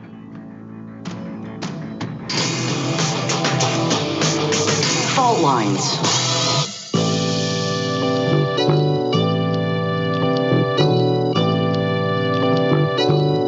What's the most important hour of the day? It's the Critical Hour with Dr. Wilmer Leon. On this show, we don't just deliver the latest headlines. We divide the real from the fake. Tune in to hear from some of the most brilliant political minds of today. Get in-depth news and analysis that goes beyond the surface and digs straight into the details. Set your clock to the Critical Hour for a news perspective unlike any of those other guys. Tune in to the Critical Hour with Dr. Wilmer Leon, weekdays 6 to 7 p.m. Eastern, and catch us on Facebook Live. You're listening to Radio Sputnik.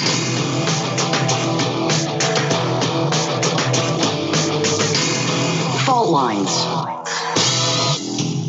And we're back. You're listening to Fault Lines with Thomas and Stranahan, and we are now taking calls. We're in the wrap segment. That means we're open to you, 202-521-1320. Again, that's 202-521-1320. And interesting show today, Jamarl. For some reason, Section 230 keeps coming back to mind, but there was also an argument that we got into yesterday that could be interesting. It could be worth revisiting. I think that we were arguing about. The public ownership of these platforms. That whole thing. Do you remember what I'm talking about? My thought, and I agree with Kimberly, they should be utilities. Because I think that, for me, the basic argument is, it is true that government is one of those things where the opinions and that people have. I think the last study, I think it was a Princeton study, it's statistical noise. But it doesn't have to be statistical noise. It's only statistical noise because the public is basically disjointed and is not focused on a specific thing that it needs to get accomplished. You don't even need the entirety of the public. You just need the public that's affected by it. And so, yeah, Section 230 is a big deal. But these things should be made utilities. It should be rule sets that works around it. If you want to say free speech, fair enough, free speech. And I get people say, oh, these are private corporations. I don't think that matters.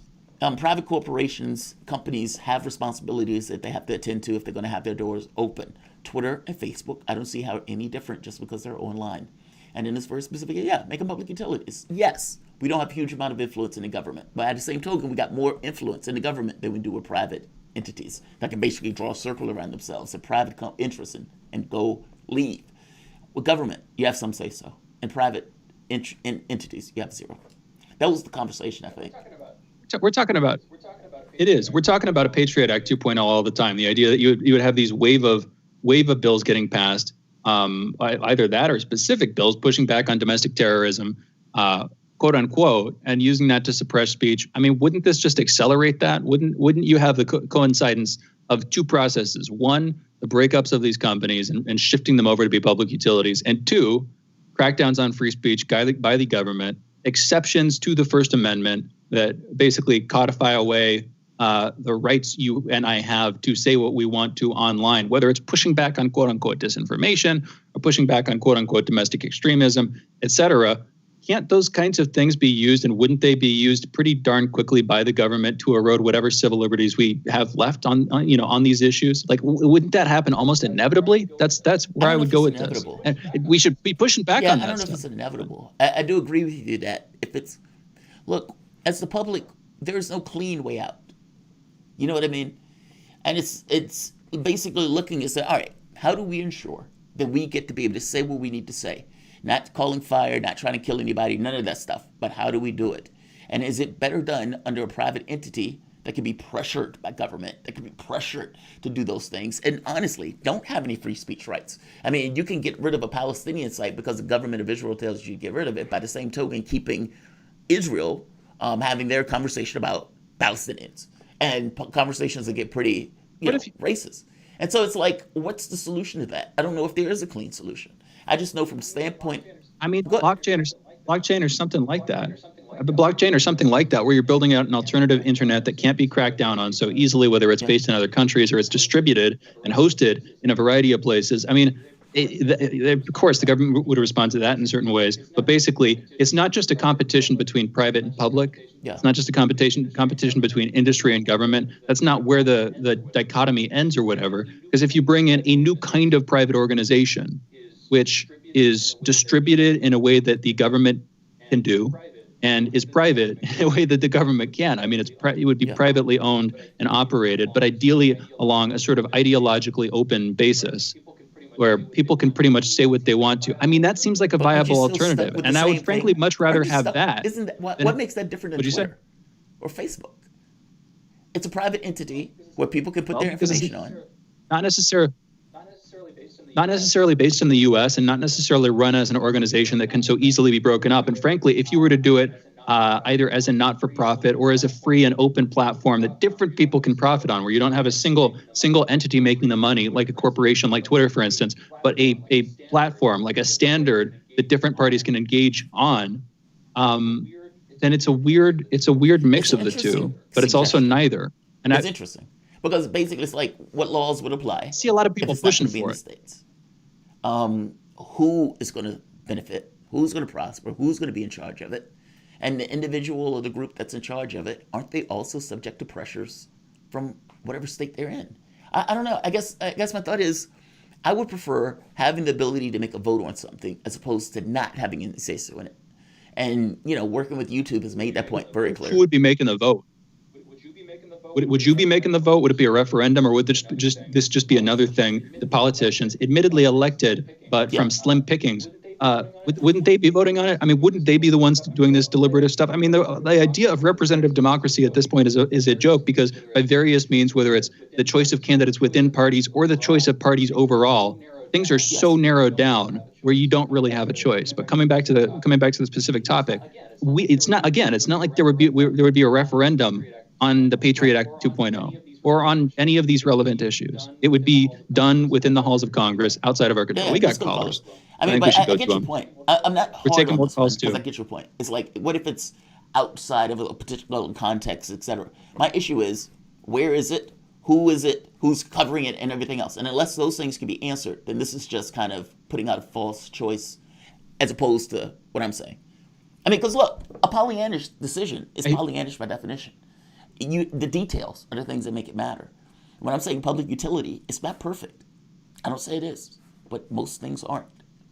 And we need details. Yeah, but the thing that I'm most worried about with the public utility argument is that it would accelerate the erosion of our rights. That instead of protecting them, it would just sort of hand that power over to the government, which doesn't have a good track record on protecting the relevant rights that we're talking about here. But we got calls 202-521-1320. Again, that's 202-521-1320. Let's go to Brave calling in from Atlanta. Brave, you're on. What's on your mind, man? Hey, what's going on, guys? Shane, I feel the darkness growing within you, and I enjoy it. I like it. Oh, my God. You're trying to make a Sith out of me, man. I'm not going to accept that pressure. Yes.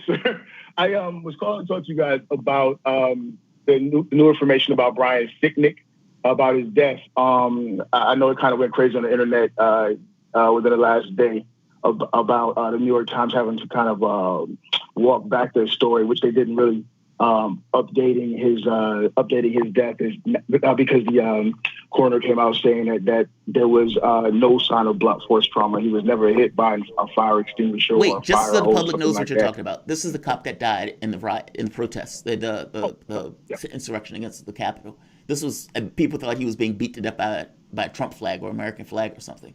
And basically the report was, well, wait a minute, we're not seeing any kind of blunt injury in this scenario. Please continue.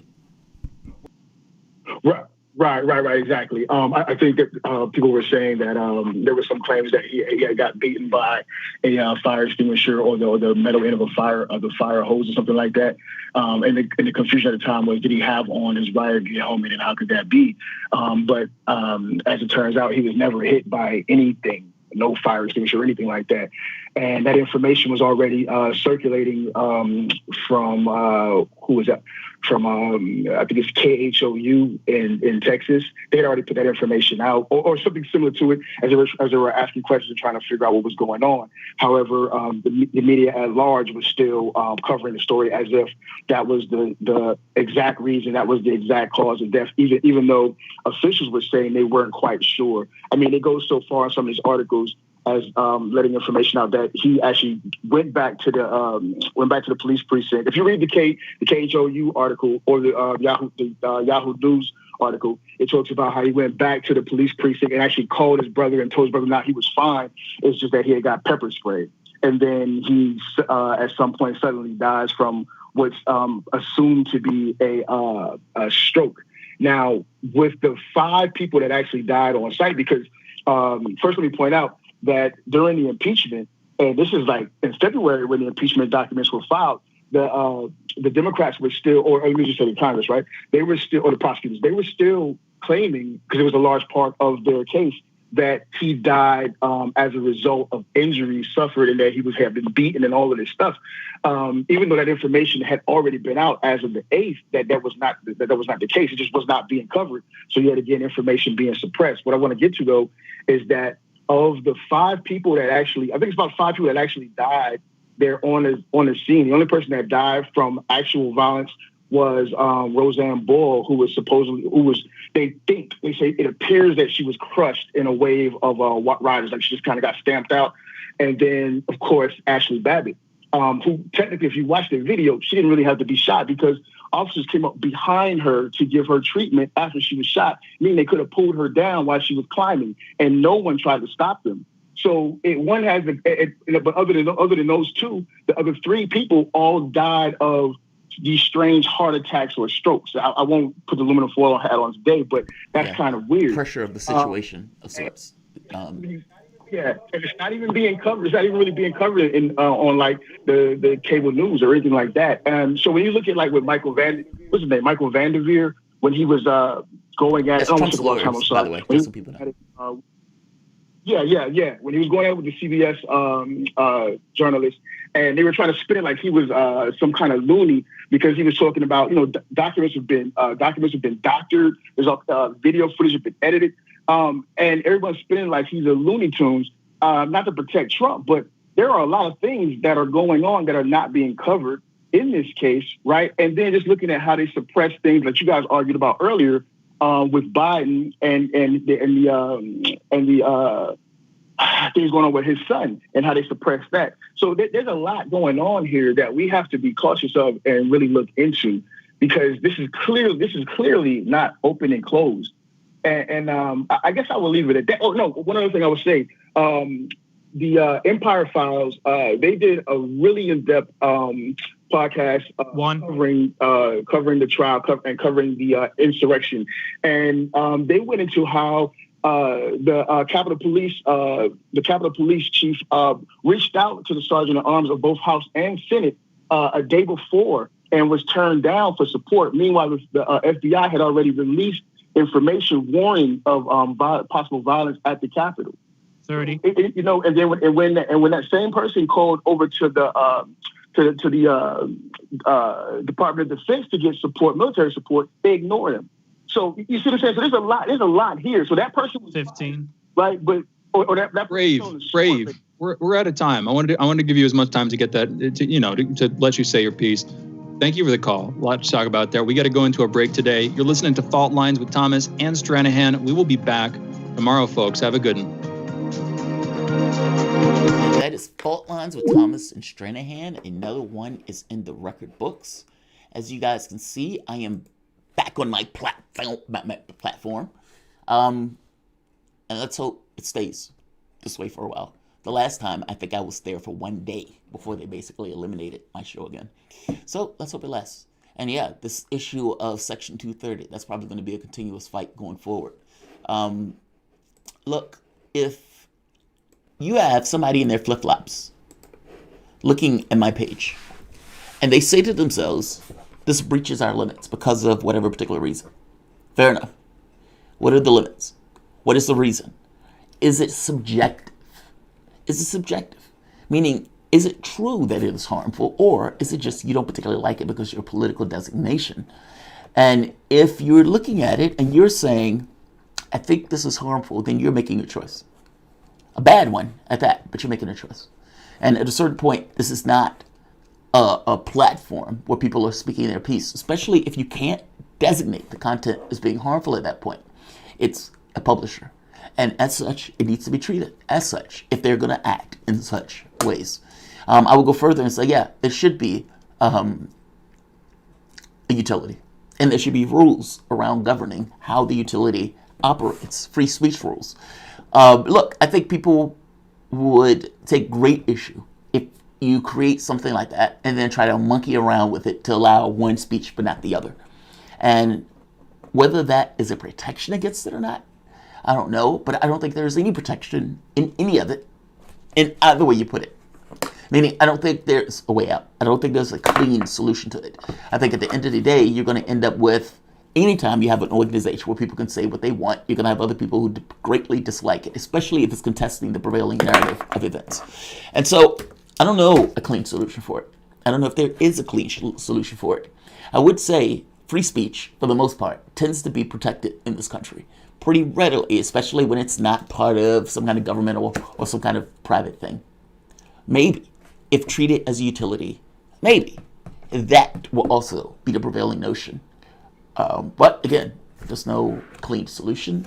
I don't necessarily have a crystal ball to know one way or the other. I do know the current way that we're operating is not advantageous to people who want to get their points of view out, especially people who are not hateful, who are not saying, let's bomb this or let's bomb that. No, how we have it right now is not working. And something needs to change. And I would argue that what needs to change is these things need to be regulated like public utilities with free speech built into the platforms. I'm going to say like, I'm going to say share, and I am going to say subscribe. Thank you all. I'll see you a little bit later today. Few hours. Thanks, everyone. Oh, by the way, make sure you subscribe. Jamarl, any plans to join Rockfin? I am on Rockfin. In fact, I can show you my Rockfin account now. I have several videos on Rockfin. In fact, what you'll find are videos on Rockfin that are not on YouTube. So definitely check out the Rockfin account because the Rockfin account has additional content. Right here.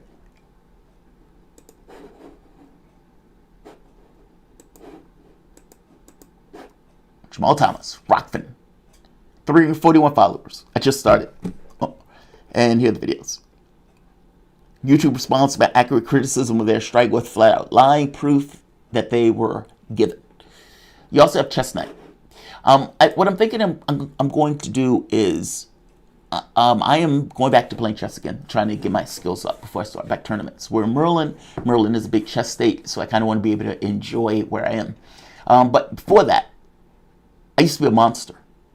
And having that mentality of a monster, I don't necessarily like to go in and get my ass handed to me. Hence, restarting skill learning and studying and everything else. So, Chess Night will probably be on Rockfin also. But nevertheless, my other things. Yeah.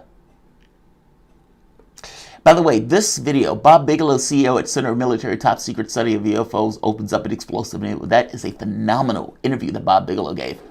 This video with Ron, again, phenomenal. Ron and I get into this very long UFO talk where he said people wanted a UFO talk. I got it.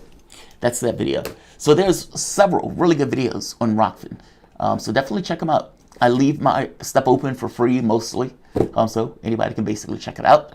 My rule and my policy is similar to somewhat like YouTube. I don't necessarily like to force people to buy content. If they like it, they can support it with a tip or a chat. If they don't, they can keep it moving. If they like it moderately, they can just watch and hit the like button and subscribe. All of those things are perfectly reasonable and perfectly acceptable. So, yes, I'm on Rockfin. And I will be doing additional videos on Rockfin. And they will be different than the ones that are on YouTube. So, I'm trying to entice people over to the Rockfin account as a second source of security. All right, guys. I'll leave this here, and I will see you guys a little bit later. I want to say like, I want to say share, and subscribe. Thanks, everyone.